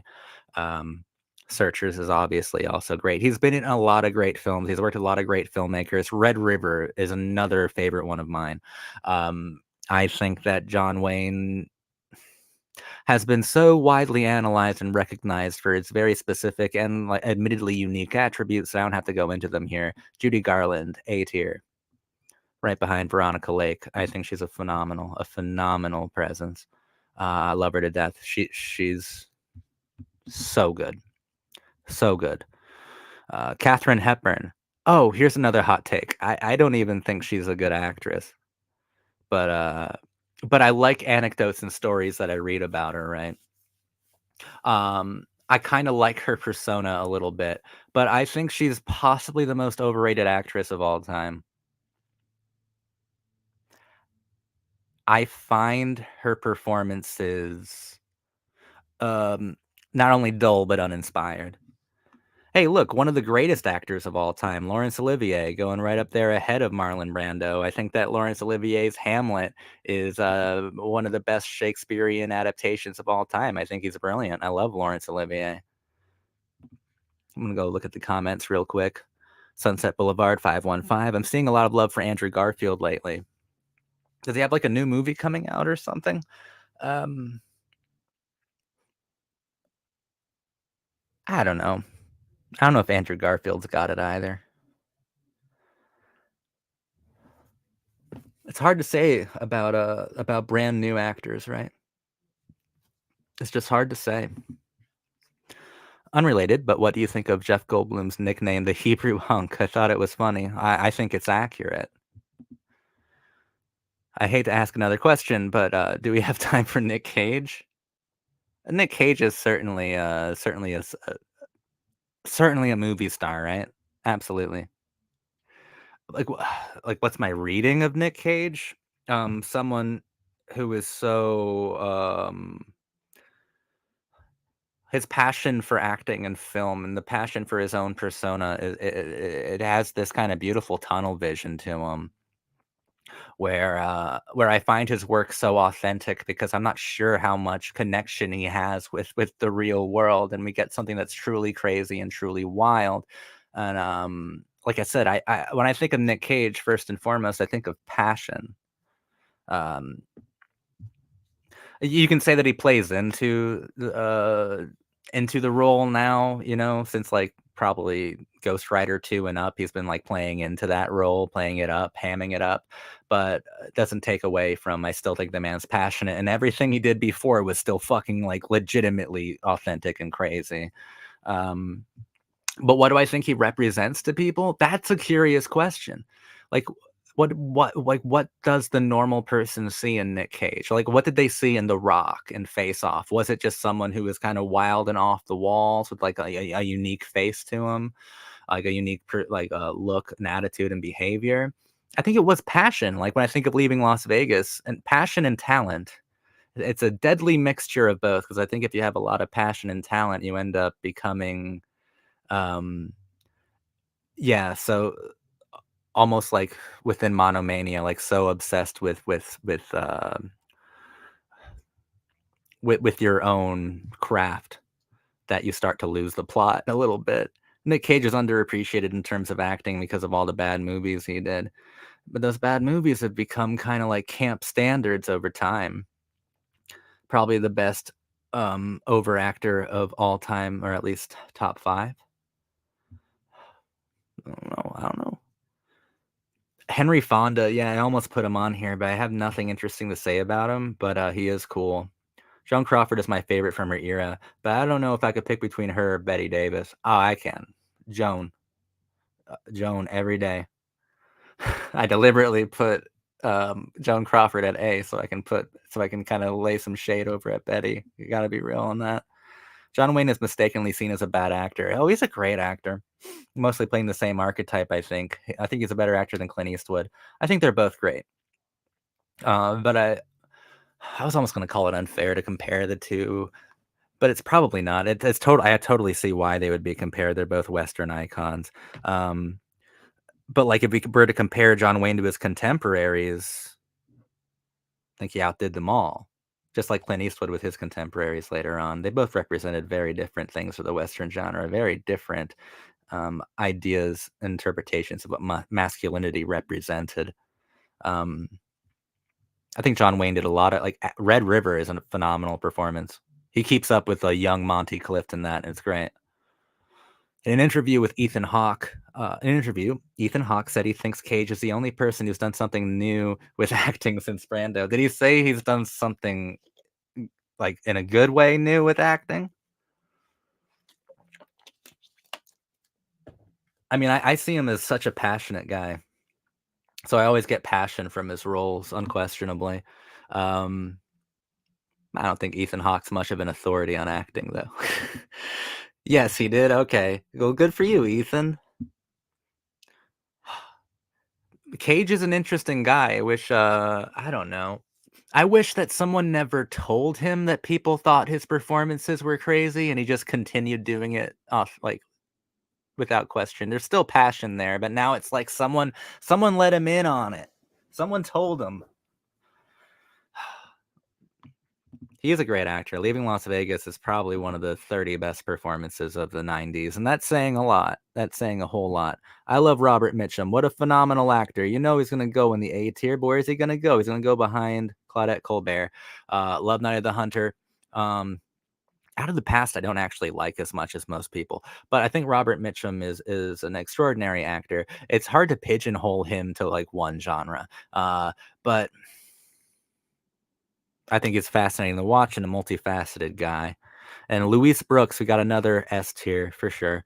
Uh, Pandora's Box. I went over her on the silent film stream as well. Go check out that stream if you want like a more in-depth reading of Louise Brooks. I just think she's phenomenal, and she might be the greatest muse a director has ever had. With G.W. Pabst and Pandora's Box. Pandora's Box probably is the greatest like pure muse film.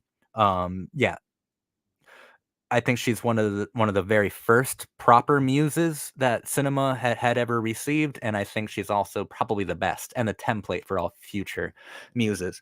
Um, I think that like physically she's a work of art, and she's come to represent so much, so much. Groucho fucking Marx, man, I love this guy. Put him ahead of Laurence Olivier. I think he impacted culture a lot. I think Duck Soup is one of the funniest fucking movies of all time. Not a single joke. Okay, maybe some jokes didn't age properly, but that's fine. There's 1,000 jokes in it, and most of them hit so hard. He was so brilliant, and I love his persona. I love it. I think he's one of the funniest people in all of cinema, and that's how you do it. That's how you go from the great silent comedians like Charlie Chaplin and Keaton and Lloyd and sound. That's how you go into sound. It's with the Marx Brothers. Things that you have to hear, jokes that are so clever that you have it all has to be audible. It all has to be sonic. The Marx Brothers are sonic, and I think brought comedy into sound with a certain amount of grace and a whole lot of bombast. I love Groucho Marx. Gregory Peck is D tier. I hate Gregory Peck. Why do people like Gregory Peck? I think he's unlikable. I think he's a little bit ugly, and I think he does boring movies. Moving on to Marilyn Monroe, easily goes in the S tier. Um, behind, okay, behind Carol Lombard. She's third on the S tier. That's fine. I think Marilyn Monroe is absolute physical poetry. I think she's one of the reasons that that film exists to me. Like film came to popularity in order to document and photograph people like Marilyn Monroe and apply narratives to their personas. And I think that Marilyn Monroe is also beyond like the tomes that have been written about her physicality. She's actually an extraordinary comedian. I don't remember which critic did it, but someone compared her to Chaplin and saying that like what makes these two comedians so unique and so eternal and significant in a large way is that they both have such a deep and human and obvious understanding of tragedy, of suffering. And Marilyn absolutely did. I watched Bus Stop for like the fifth time just yesterday. I had a great double feature yesterday, Bus Stop and Easy Living. I highly recommend having that double feature. Bus Stop, she's extraordinary. And she completely commands that film. I think Some Like It Hot's probably her best film. The Misfits is also beautiful, but I might wait to talk about that until we get to Monty Clift.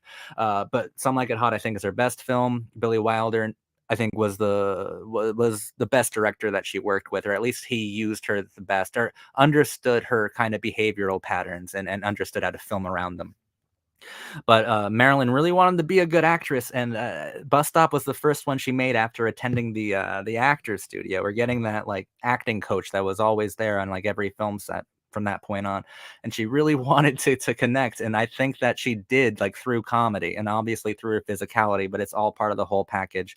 And obviously, I think that Diamonds Are a Girl's Best Friend from Howard Hawks's Gentlemen Prefer Blondes is one of the most everlasting moments in cinema history. I think that Marilyn Monroe and cinema are basically synonymous. Honestly, I see just pure, absolute, physical, cinematic poetry when I look at Marilyn Monroe. No question. Rudolph Valentino. You can hang out with James Dean on the A tier. Another tragic figure. Another silent screen idol. Also talked about him in the last stream, or a silent film stream. Check that one out. I think he was fabulous. The one poor thing about Rudolph Valentino was that, unlike Clara Bow and Louise Brooks, Rudolph Valentino never got to be in a good film, and I wish he did. He elevated everything he was in just by his sheer grace and like physical prowess, um, and his emotional reach. He was a great silent film star. Mae West will go at the end of the C tier. Or next to Jean Harlow. I feel the same way about Jean Harlow that I do about Mae West. So Gary Cooper, I kind of like a lot. I'll put him at the end of the B tier. There are certain parts of his like of his real life that are certainly disagreeable, but I find so much so many things interesting about him, and I think that he made a wonderful transition from silent to sound as well. He was great. I think that Mr. Deeds Goes to Town. I think he is heroic and worth looking up to, and I think that was the closest to the characters that he wanted to champion in his personal life, and I think he did it phenomenally. Tony Curtis, I think, is just above Joan Crawford. I think Tony Curtis is maybe psychotic. I don't know. I think he's insane. We just talked about Marilyn Monroe. When he was on a press tour for Some Like It Hot, he was asked like hundreds of times, "What's it like kissing Marilyn Monroe?" And I suppose, okay, I'm being charitable, I suppose that Tony Curtis got annoyed by hearing the question that many times that he started just to answer, "What was it like kissing Marilyn Monroe? It was like kissing Adolf Hitler. How about that?" And he just kept saying that. And it's like, Tony, what is wrong? Why are you saying these crazy things? I think that he is a marvelously unpredictable screen presence. When I see Some Like It Hot, when I see Sweet Smell of Success, oh my God, he plays Sidney in that. He's so good. He's so good. There's just this unpredictability that I find kind of chaotic and desperate in a very large way. I think as an actor, he's brilliant. And I think that as a persona, he is just absolutely wild, an absolutely wild guy that I have a huge soft spot for. And Humphrey Bogart, uh,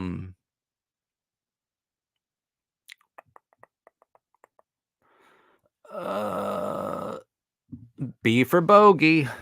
I like Humphrey a lot. I think Petrified Forest and High Sierra and In a Lonely Place are my favorite Bogey pictures. He's like John Wayne. I'm sure you've seen him analyzed, and I'm sure you've seen a lot of takes on him. I won't go too deeply into him here, but I like that film noir was popularized really during and after the Second World War, when we needed more gray characters to associate ourselves with.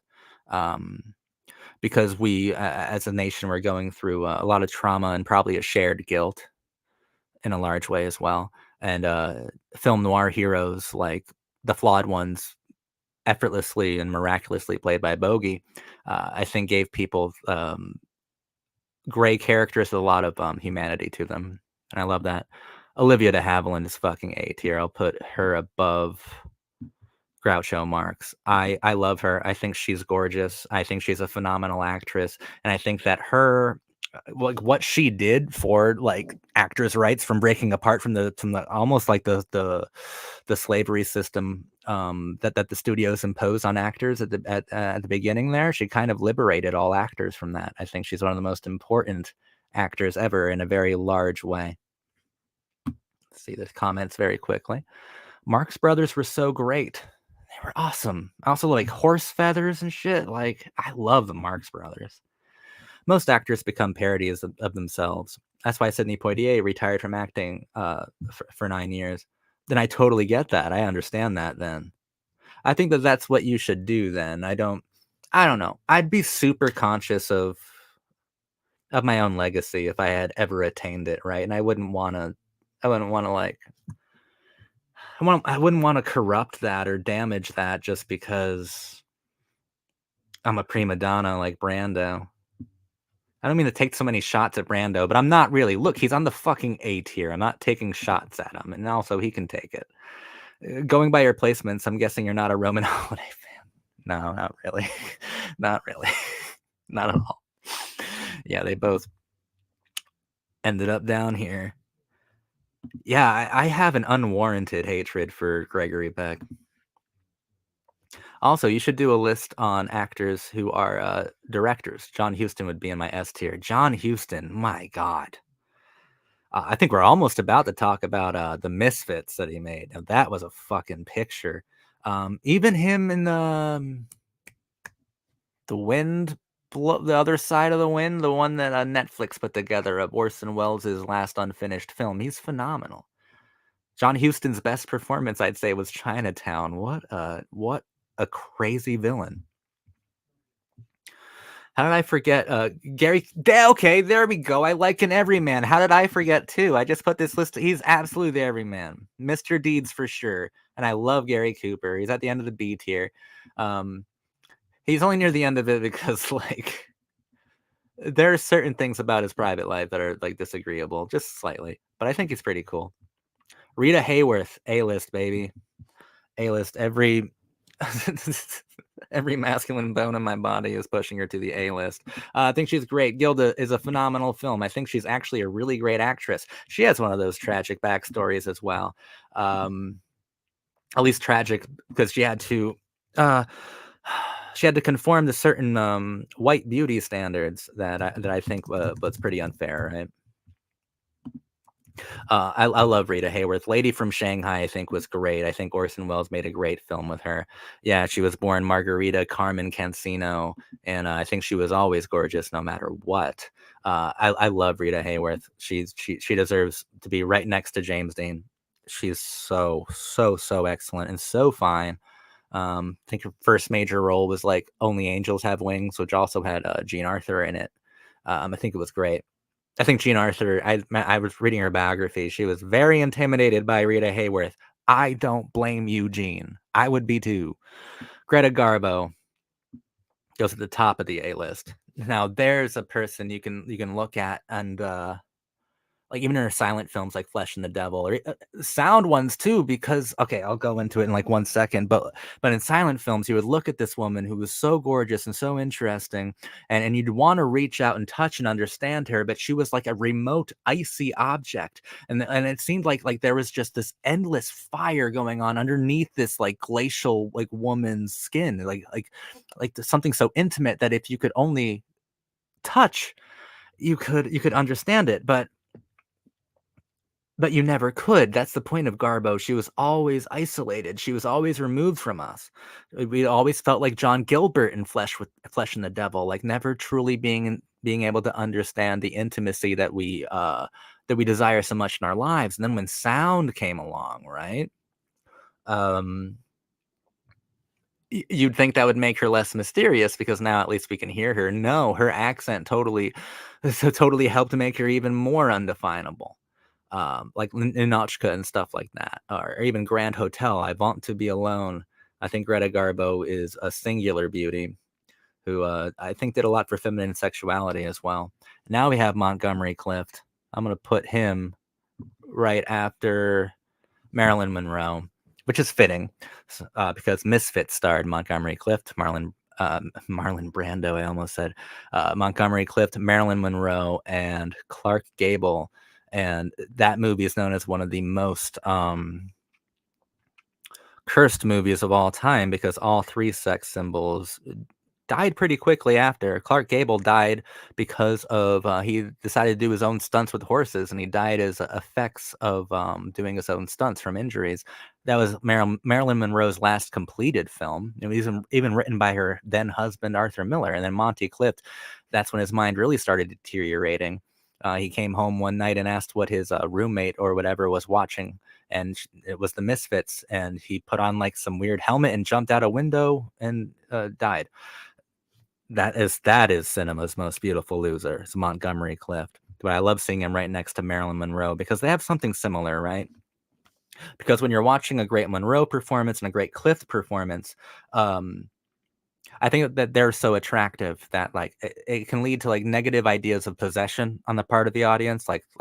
The audience feels like they possess them in a large way. But I think that their performances are so good and interesting that it's like, okay, if you wanna possess their beauty, you also have to possess their suffering, and then you make the audience, the everyday person, possess the suffering of beauty when you watch a great Montgomery Clift or Marilyn Monroe performance. Montgomery Clift is one of the most, art changing, like, one of the most impactful actors of all time. He's just as important as Marlon Brando. It's just that Marlon Brando also was in The Godfather. Like, that's it. That's it. Montgomery Clift did just as much to change acting as Marlon did with A Place in the Sun. Montgomery Clift is an excellent actor. He might be like legitimately my favorite screen actor. As a screen idol, he definitely S tier. I think he's a fascinating man. I think he's an incredibly sexy man, and I think that he's one of a kind. He's one of a kind, and definitely cinema's most beautiful loser. Lana Turner can go right after Bridget Bardot in the B tier. She's an interesting one. I love Lana Turner. She's really cool. She has a ridiculous story. Please make the Lana Turner story. But I love movies like The Bad and the Beautiful and Imitation of Life. But please make a story about her and like her daughter Cheryl and the murder of Johnny Stompanato. I need to see that movie. She was like film noir femme fatale in real life, or she was film noir vixen in real life. I love Lana Turner, and she's one of the hottest women ever. Sidney Poitier, how does it feel to be on the S tier ahead of Joan Crawford? How does that feel? You're great, Sidney. I love you, man. You're pretty excellent. I just learned from the chat that in order not to become a mockery of yourself, you took a break from acting. Good. You did the right thing. I hate Kirk Douglas. He goes on the D tier. I don't like him at all. What's up with the chat? Hollywood changes their identity sometimes for no reason. I saw a video where they said, like, how do you look at a redhead like Myrna Loy and see an Asian woman? I get what you mean.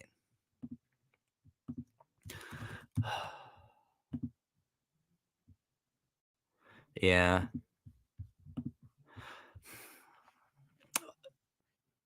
Like Hollywood, Hollywood has provided us with some magic, but Hollywood has never been anything but a truly corrupt system. And people on here like Olivia de Havilland on the A tier challenged that pitiful, fucked up system and won in very large ways. And you got to show up for some of these true nonconformists like Jean Arthur, who went totally against the grain and got their cinematic legend in spite of the fucked up studio heads. And I think that Rita Hayworth earned eternity too. But she had to pay for it though, and that's unfair. Sydney was certainly a class act, Ruben. I totally agree. Let's see if we can wrap this up here. Sophia Loren. Oh, Sophia Loren. I had a Dorothy Dandridge. The picture I have for Sophia Loren is actually the one of her making pizza because I think it's probably the hottest picture ever taken of anyone. It's just Sophia Loren making pizza. I think she's awesome, man. I think she's very, very, very attractive and very interesting to watch in films. I think she's great. Betty Davis, have fun at the end of the B tier, Betty. Um, she was certainly talented, and I think it was Olivia de Havilland with a lot of help from Betty Davis who brought down kind of the de facto slavery system that actors the actors were being forced into by studio systems. I think both of them took them down together, but it was mostly Olivia. But Betty was certainly involved in that and had a great impact in it. And I think she is a good actress. I kind of like Dark Victory a little bit. Um, God, I'm not really a huge fan of her. Petrified Forest was good. The work she did with Leslie Howard was very good. So I think she was in Of Human Bondage with him as well. I just find something that is slightly unlikable about her, but I kind of like that in a performer. I just I love that Joan's better. She's at the A tier. Sadly, I don't have anything insightful to say about Betty Davis other than the fact that Joan is better. Except Betty Davis was better in Whatever Happened to Baby Jane. Gotta be real about that. Vivian Lee, I fucking love Vivian Lee. Go to the top of the A tier. I love Vivian Lee to death. I think Gone with the Wind, she's just so incredible in it. I think she's great in A Streetcar Named Desire. And I think that Streetcar Named Desire is most complicated to watch if you're watching a new authentic form of acting like Brando's, like viciously tormenting and casting out the more performative traditional school of acting that Vivian Lee, I think, best represented. And I don't think there's anything wrong with the performative school of acting. That's the most fascinating way to watch A Streetcar Named Desire. I think Vivian Lee is an extraordinary actress. I think she's great. And as a screen idol, I think she's almost perfect in every way. And then William Holden, you can hang out near the top of the B tier as well. I love William Holden. I think he's really good. Bridge on the River Kwai, I think, is my favorite William Holden film. Um, yeah. Hopefully, I provided some insight in some way with this, but this is what the tier list is looking like for the best actors of all time. That's not it. That's not what we're doing. We're doing the classic, whatever the fuck I called this thing, the classic movie actors tier. This isn't the best actors of all time. It's the best screen idols in a large way. And yeah, I think it looks pretty good. Uh, Give me about 30 seconds, everybody. Be right back.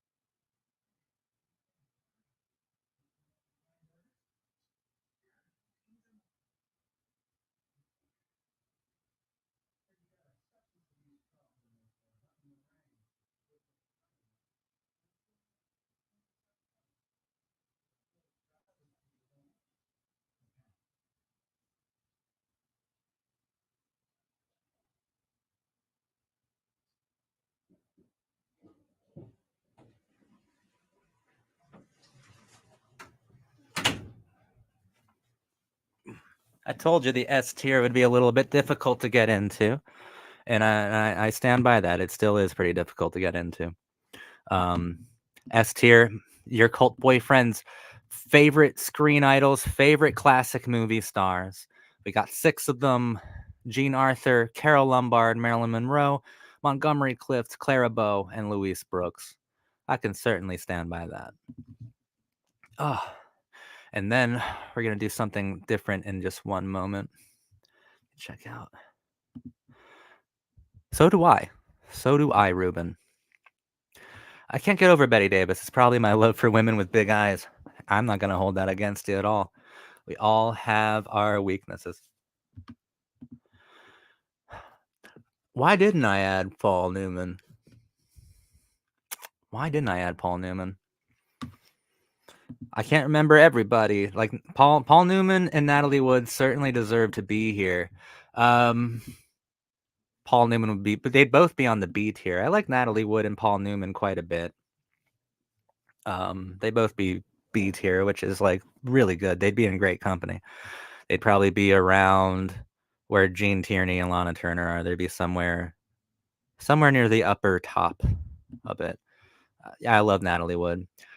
I just forgot a couple people really, um, but these are most of them. I remembered my favorite ones, and that's what matters to me. But yeah.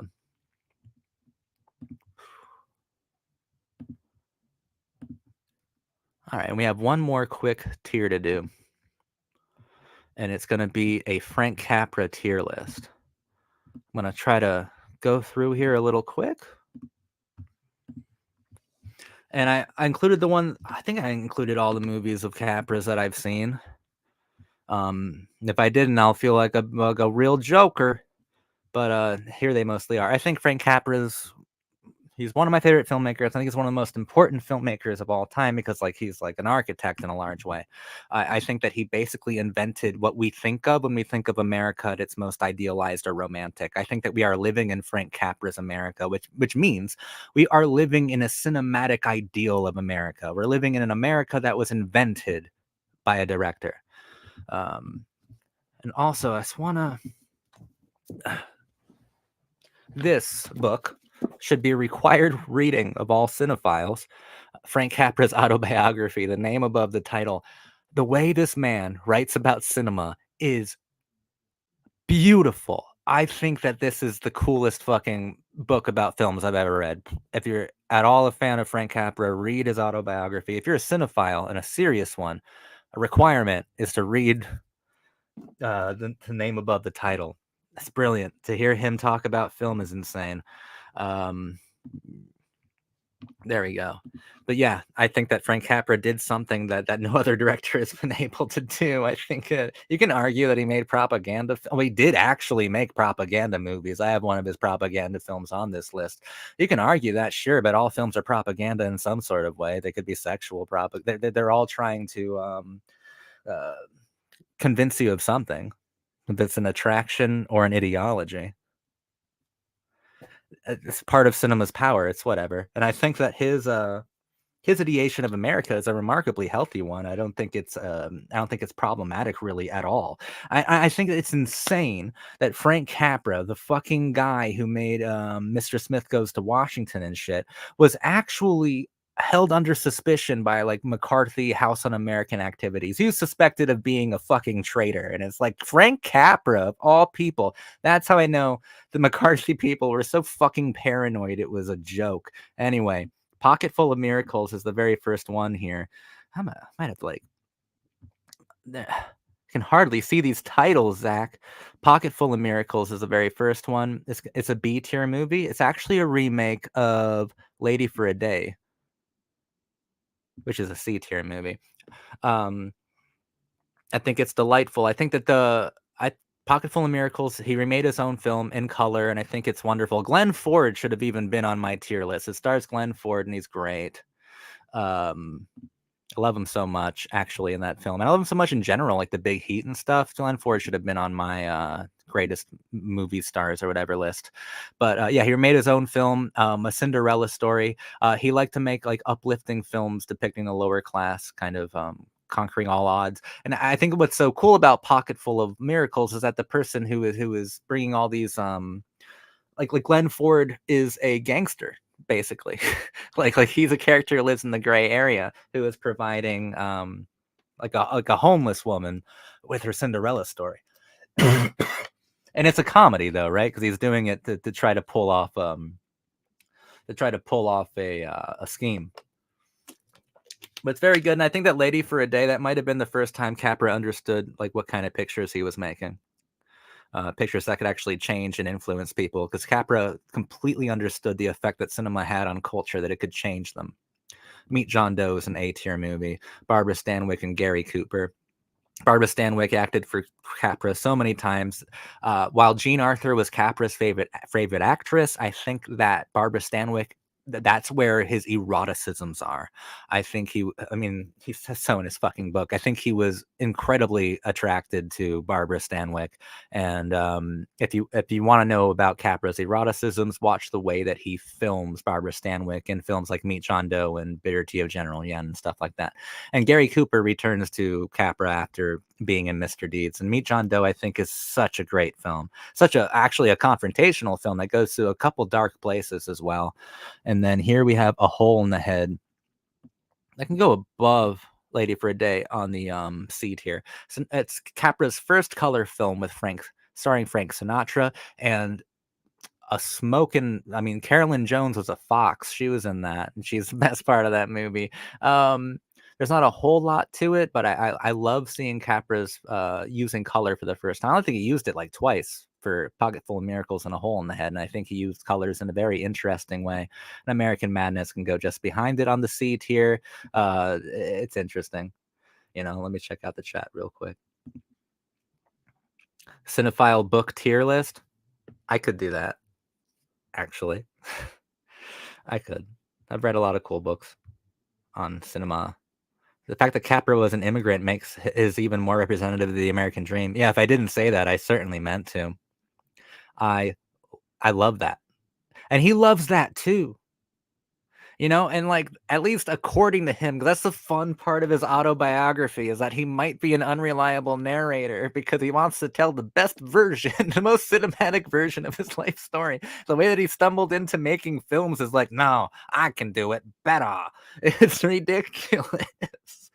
Frank Capra was fucking a genius, man. He makes me smile, like one of a kind. And oh my god, like I am so jaded and cynical and misanthropic, especially when it comes to the current state of our nation. But if you put on a great Frank Capra movie, I'll believe in America again, which is insane. He gets me, dude. This is making me want to watch a lot of old movies, which I'm out of practice with. Yeah, I'm in the mood too for a lot of old movies. I try to keep up a healthy media diet. I try to keep a couple old movies in rotation, but I definitely want to go on a little bit of a classic movie binge for sure. Frank Capra is what Steven Spielberg wishes he was. Frank Capra is what so many people wishes they were. But Spielberg is just too idiotic to even come close. Like Frank Capra, I think had such a huge understanding of not only like human experience, but of the power of film. Because like Capra understood that you could define a country and shape it through film. Spielberg is like, I can make a cool fucking dinosaur. So it's like they're comparable, but also not. And like when Spielberg got serious with Saving Private Ryan, that was Capra would have been a lot more confrontational even than Spielberg. Or Capra just wouldn't have fucking done that, right? Capra was a genius. I love reading like I think he's John Cassavetes' favorite filmmaker either, and Cassavetes is certainly like a renegade indie filmmaker. I mean, he's the American independent filmmaker. He basically popularized American independent cinema, and John Cassavetes is like, I think Frank Capra is the greatest filmmaker ever, and like, and even he said like, I don't know if I love America or I love Frank Capra, but I feel like it's the same thing. And I think that's crazy to fucking say, man. Lost Horizon, our first S tier movie, is so good, so incredibly mysterious and enigmatic. That might be the closest to a Spielberg kind of picture because he's less about creating the ethos of America than he is about really using cinema to explore some enduring mysteries, right? It's about Shangri-La, and I think it's just fascinatingly filmed. It is so fucking good. He was also like a genius visual storyteller, and that's something Spielberg is not at all. State of the Union, low on the C tier. If you notice, Spencer Tracy wasn't on my tier list either. And I wasn't a huge Katharine Hepburn fan, if you remember that tier list too. I, Everyone seems to love those two, and I'm like, I don't really get it. But State of the Union is an okay Frank Capra movie. It's definitely not one of his best. Mr. Deeds Goes to Town is, oh my God, I love this movie. It sounds so cheesy, but if a cinephile is ever forgiven, it's when he gets to talk about Frank Capra movies. So it sounds cheesy. I get it. I get you. But I want to be a better, honest, sincere, and truthful person every time I watch Mr. Deeds Goes to Town. And my girl Jean Arthur is in there trying to just making the whole package come together. I think Mr. Deeds is a straight up masterpiece. Great job, Gary Cooper, Jean Arthur, and Frank Capra. It actually inspires me to live up to a higher standard, which is the Capra standard. It's a cinematic standard. That's what's so cool. Cinema's so powerful. People don't necessarily realize until we really get down to Frank Capra and we're like, no, no, no. Everything you think about as like a certain American virtue, it's not like something that was written by the founding fathers or has been eternal or whatever. It was invented by a fucking Italian immigrant in 30s American cinema. Like it was a cinematic invention, and maybe there's nothing more American than that. And that's the America I want to live in, man. Miracle Woman. End of the C tier.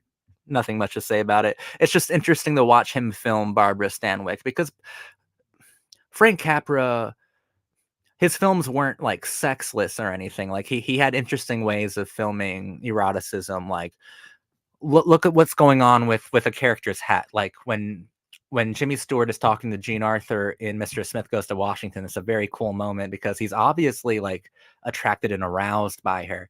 And rather than like frame the two of them having a conversation, Capra tracks his hat as he fiddles with it and puts it like around his back and doesn't know exactly what to do with it. And that's kind of Freudian, being a hat and everything like that, being the head.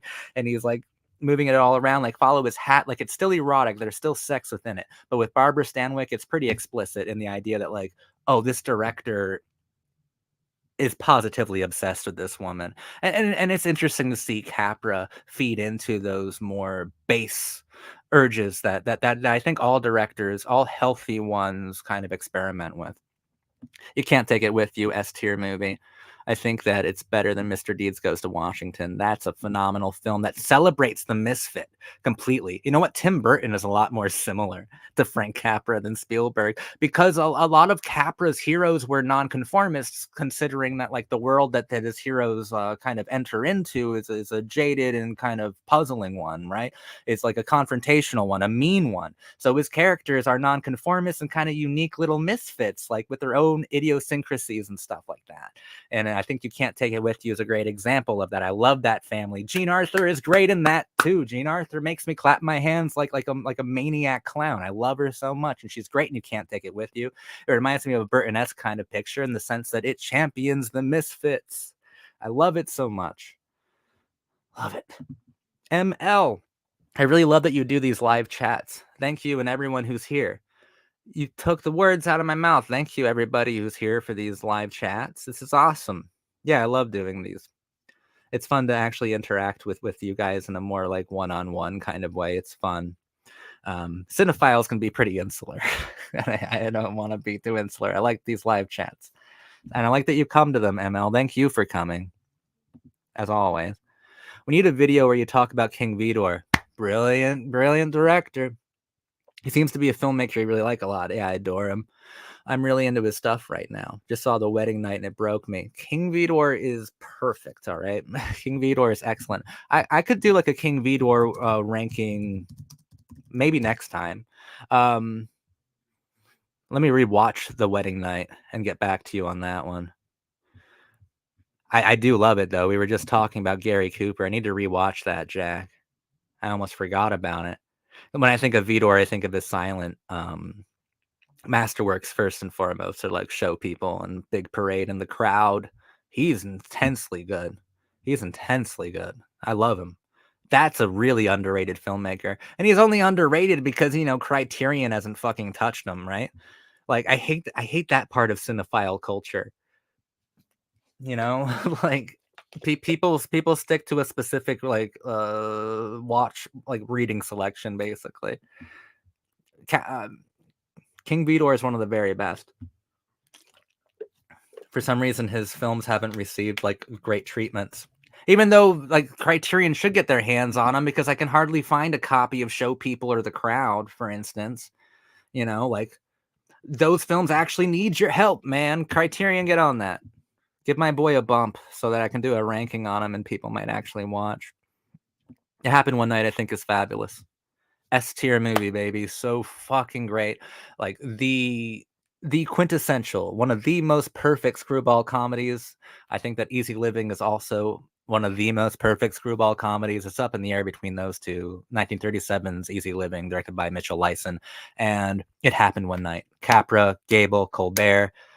Oh my god, it's hilarious. It's super charming and romantic, and there's something infectious about the movie in a really good way. I feel really good about that movie. I think it's awesome. The walls of Jericho come tumbling down.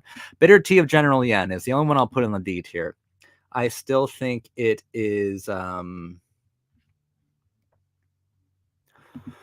still think it's good. And I guess I don't think it's good. I think that there are interesting ways that the movie's filmed. I think that we should recognize when Capra is guilty of being fucked up, though, because he committed yellowface in that movie. Um, I think I remember reading in his autobiography. I think he might have tried to hire an Asian actor for General Yen, but like I don't know how much effort he really put into it, and then settled for a white actor playing the role. But it's interesting to watch to see him film Barbara Stanwyck again. That's really cool, and it's also like the only time that he tried to win an Oscar. These Oscar things started happening, and Capra was like, "I fucking want one. I'll make the bitter tea of General Yen, and I'll do all these artistic things with it." And he got totally snubbed. So he's like, "Never again will I do that." And then he just started winning nonstop and started changing the world. The bitter tea of General Yen is a failure because of A, the fucked upness of Yellowface, and B, the fact that it was Capra like trying to make like an award bait movie and completely failing. But I do think it is interesting to see him film Barbara Stanwyck again. And I mean, some of the artistic stuff he does in the film is contrived. He calls it artistic. I just call it composition. Some of it is contrived, but it still looks pretty good. Arsenic and Old Lace is an A-tier movie. You know, that movie is completely fucking insane. I love it. I think it's great. Really funny movie. I think Criterion just put that out recently, right? I think it's really, really, really funny. Peter Lorre, Cary Grant, so good. Speaking of catching up with oldies, my mom keeps telling me to watch Witness for the Prosecution.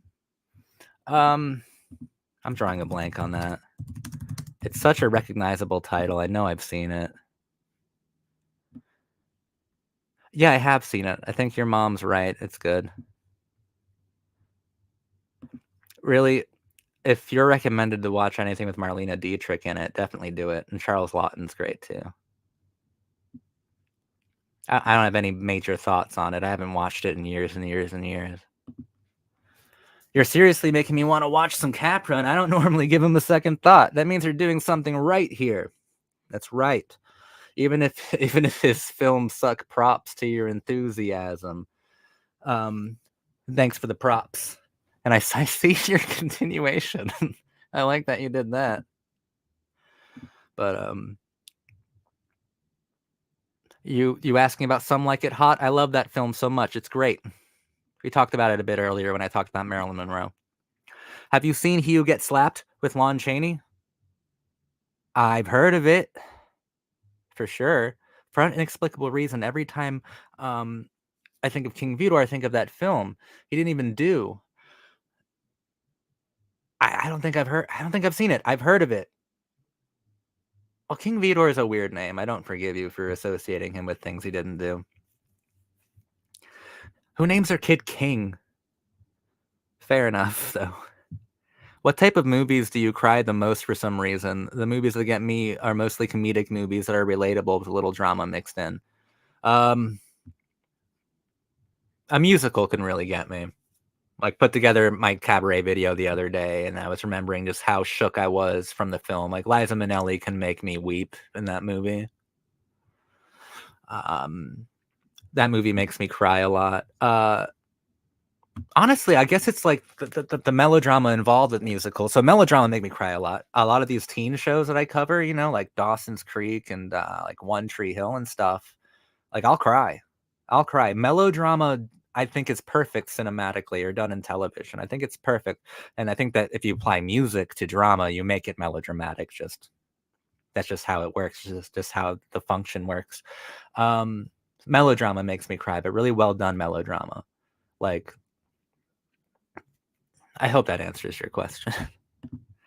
All right, Prelude to War, guys. Gonna go in the B tier. It's a propaganda film. He was actually commissioned. He was so good at making. Like, it's the only actual propaganda. He made a whole series of them for the army. Propaganda films for World War II. And Prelude to War, I think, is a really well put together propaganda movie. And I think it's insane that he made it, and I think it's brilliant that the army recognized, like, hey, This guy literally invented the country we live in. He invented it like 5 years ago. We need to get him to make a propaganda movie. It's wild. It's wild. It's really well done, though. It's a really well done series. Totally did its job. It's a Wonderful Life goes on the S tier. But at the very end, I think that Capra had a lot of masterpieces, and I think It's a Wonderful Life is a masterpiece. I do think it's his most overrated masterpiece, but a masterpiece nonetheless. So it's almost like fruitless even involving that distinction in here. But I love that Capra is such a populist, right? He never asked what his favorite film was. He'd be like, "Oh, It's a Wonderful Life," because that's the one that all the people say, and I believe the people. If the people say that it's bad, then it's bad. Or if it's great, it's great. If it's my best, it's my best. And he's like, the people have spoken. He's such a fucking populist, like to the death. I think It's a Wonderful Life is so fascinating because it speaks to access determines masterpieces. Access determines tradition, right? Because It's a Wonderful Life was like in the same company that he made the company, like Liberty Pictures or something, and they closed down, and then the rights to It's a Wonderful Life were like basically free, and PBS and public broadcasting stations got It's a Wonderful Life and would play it like every Christmas. And it's not necessarily that it's Capra's best film, because I certainly don't think it is, but I think it is very masterful in its own way. But the coolest thing about it is like so many people had access to that movie like through public broadcasting channels because the rights were like free, that it became tradition, like over time. Access determines what is a masterpiece. Access determines tradition in a very large way. Media access determines American tradition is a fascinating concept to think about, right? The more access people have to art, like that's really what determines what is considered to be works of art. And I think It's a Wonderful Life is a great example of that. We need to have more people have access to an even larger selection of great films. But It's a Wonderful Life is where it's at today because of access to it, not because it was immediately liked upon its release, not because it truly is Capra's greatest. Because while it is a Frank Capra masterpiece, we do some great things in there. Donna Reed is fine as fuck, and it's really fun to watch.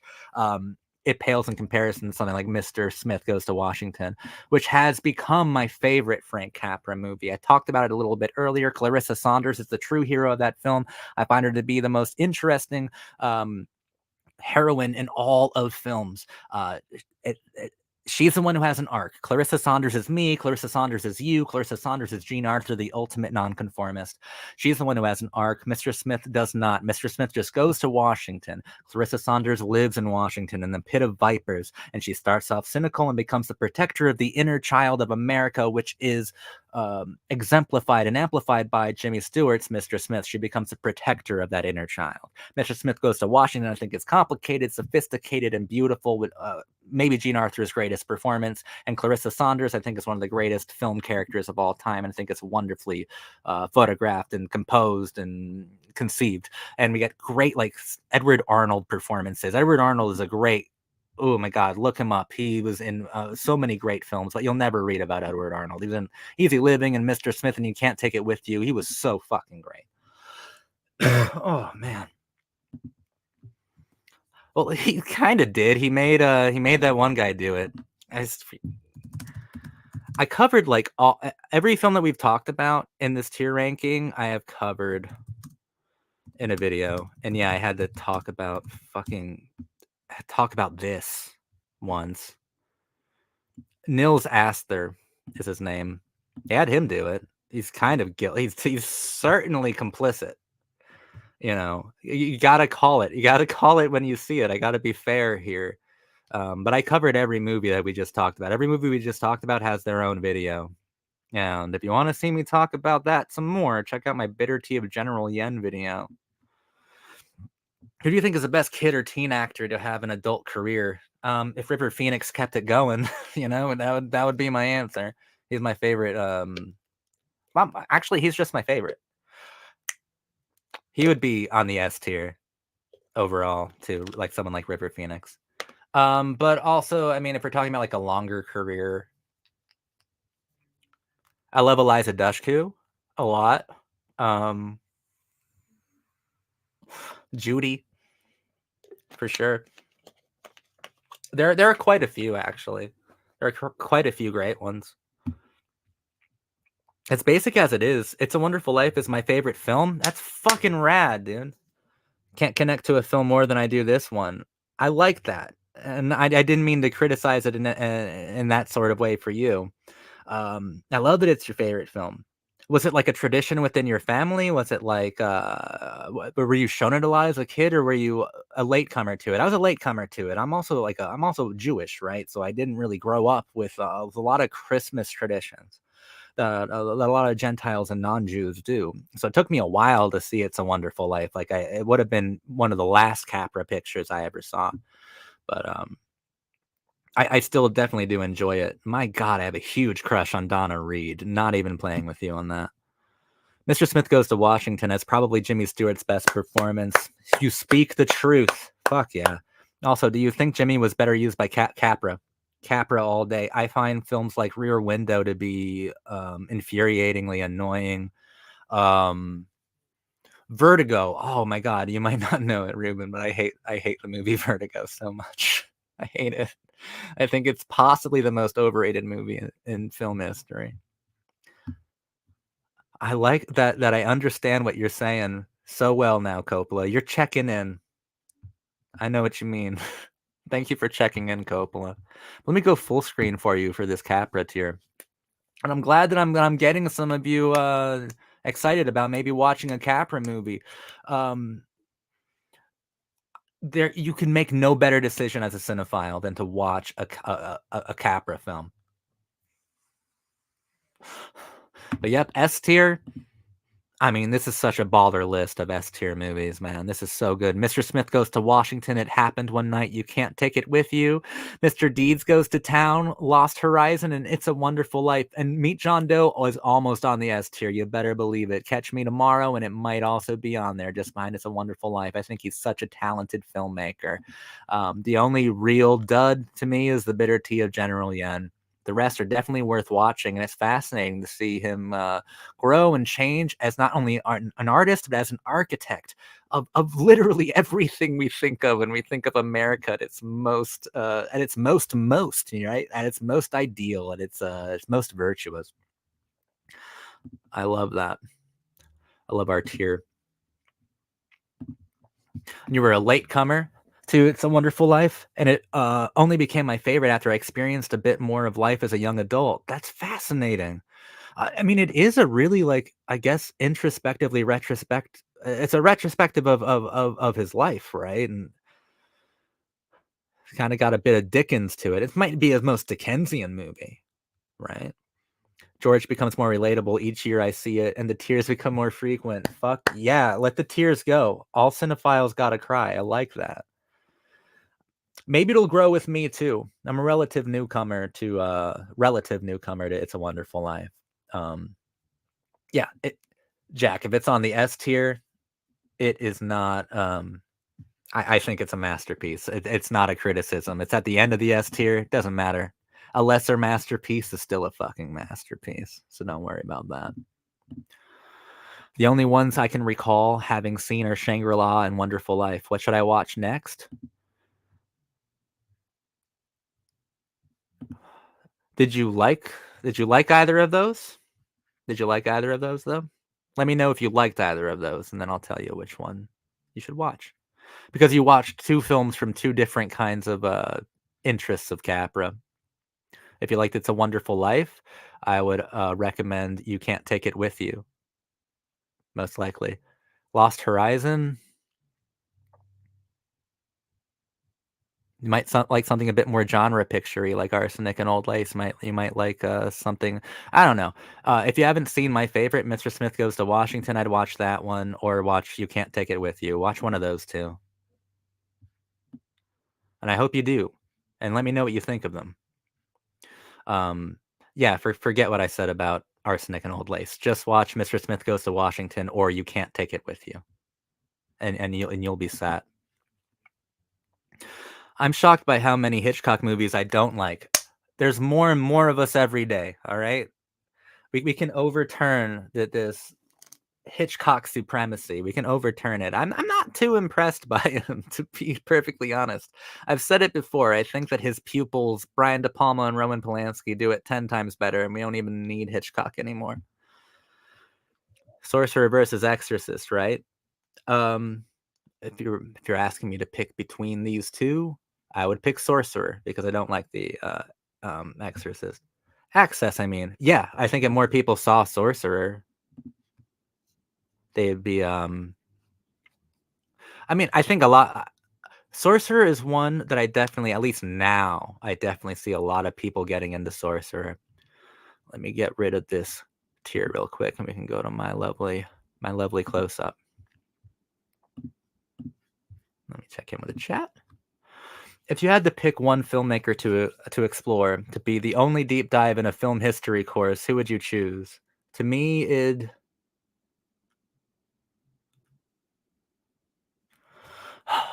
To you, who would it be? Can't leave me hanging like that. Did you follow it up here? If you were to pick one director to use to explore film history, who would you pick? Instinctively, it'd be someone who spanned decades. Curious what you think. Okay. You caught me just after waxing poetic over Frank Capra for a while. Oh, it'd be Charlie Chaplin. Do a deep dive of Chaplin. If you're gonna do any, do him for sure. Yeah, I think you explore a lot of film history that way. Charlie Chaplin would be my answer to that. I think you can learn a lot, and I think it's pure cinema too. Yeah, damn right. And all the ones ahead of it are masterpieces too. Lost Horizon is one of my favorite first time watches this year. It is so good. And like, what cut did you watch? Because that's another like Greed situation with Stroheim, right? And by the way, Capra was on set of Greed one day and saw Eric von Stroheim directing, and he's like, "That's who's considered a great director. Couldn't direct Traffic." Capra was ridiculously funny and threw shade like no one's business. But I saw a cut of Lost Horizon that reminds me of Greed in the sense that like there's a lot of missing footage, so they use like stills, you know? And you're just like, wow, what the fuck? This is crazy. Because they still had the soundtrack. They still had like the dialogue for it, but they would just show you like Gary Coleman, like, all these people in still images, and it's really funny to me. What cut is that called? It's the only cut I've really seen. I saw it on like TCM one night. Roger Coleman, by the way. Ronald Coleman. I could just not say that person's name. I almost said Gary Coleman. Imagine if he was in that movie. It'd be funny. Everybody saw parodies of It's a Wonderful Life as a kid, whether or not you saw the movie. Like yeah, it's ingrained in our culture. Like some it comes a point where film gets so impactful that it becomes more than a film, right? It becomes a cultural artifact. I think that's true of most of Capra's work. Hitchcock got caught up in his own ego. He parodied himself as an actor. Yeah, he started to play into the bit for sure. I've been harsh on Hitchcock lately. I don't know. It's certainly a choice to be harsh on Hitchcock, but someone's got to be.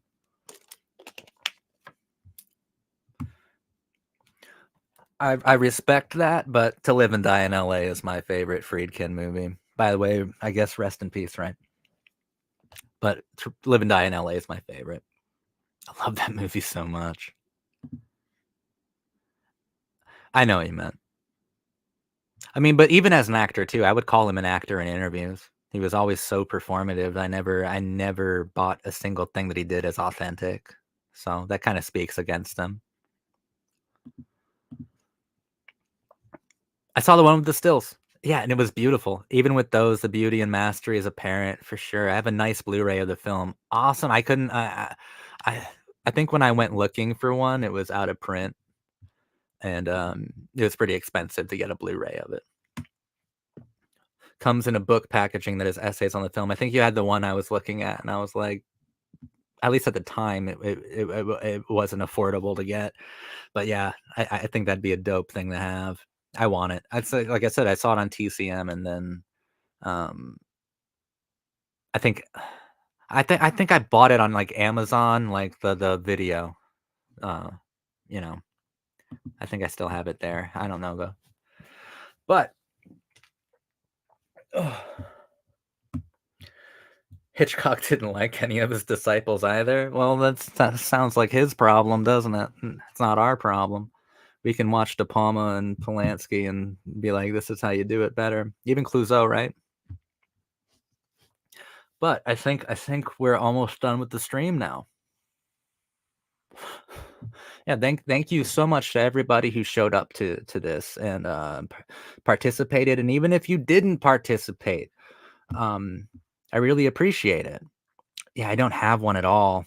There's no Barnes and Noble near me. They all went extinct. I don't think people in Florida know how to read anymore. So it's understandable why they got rid of the bookstore.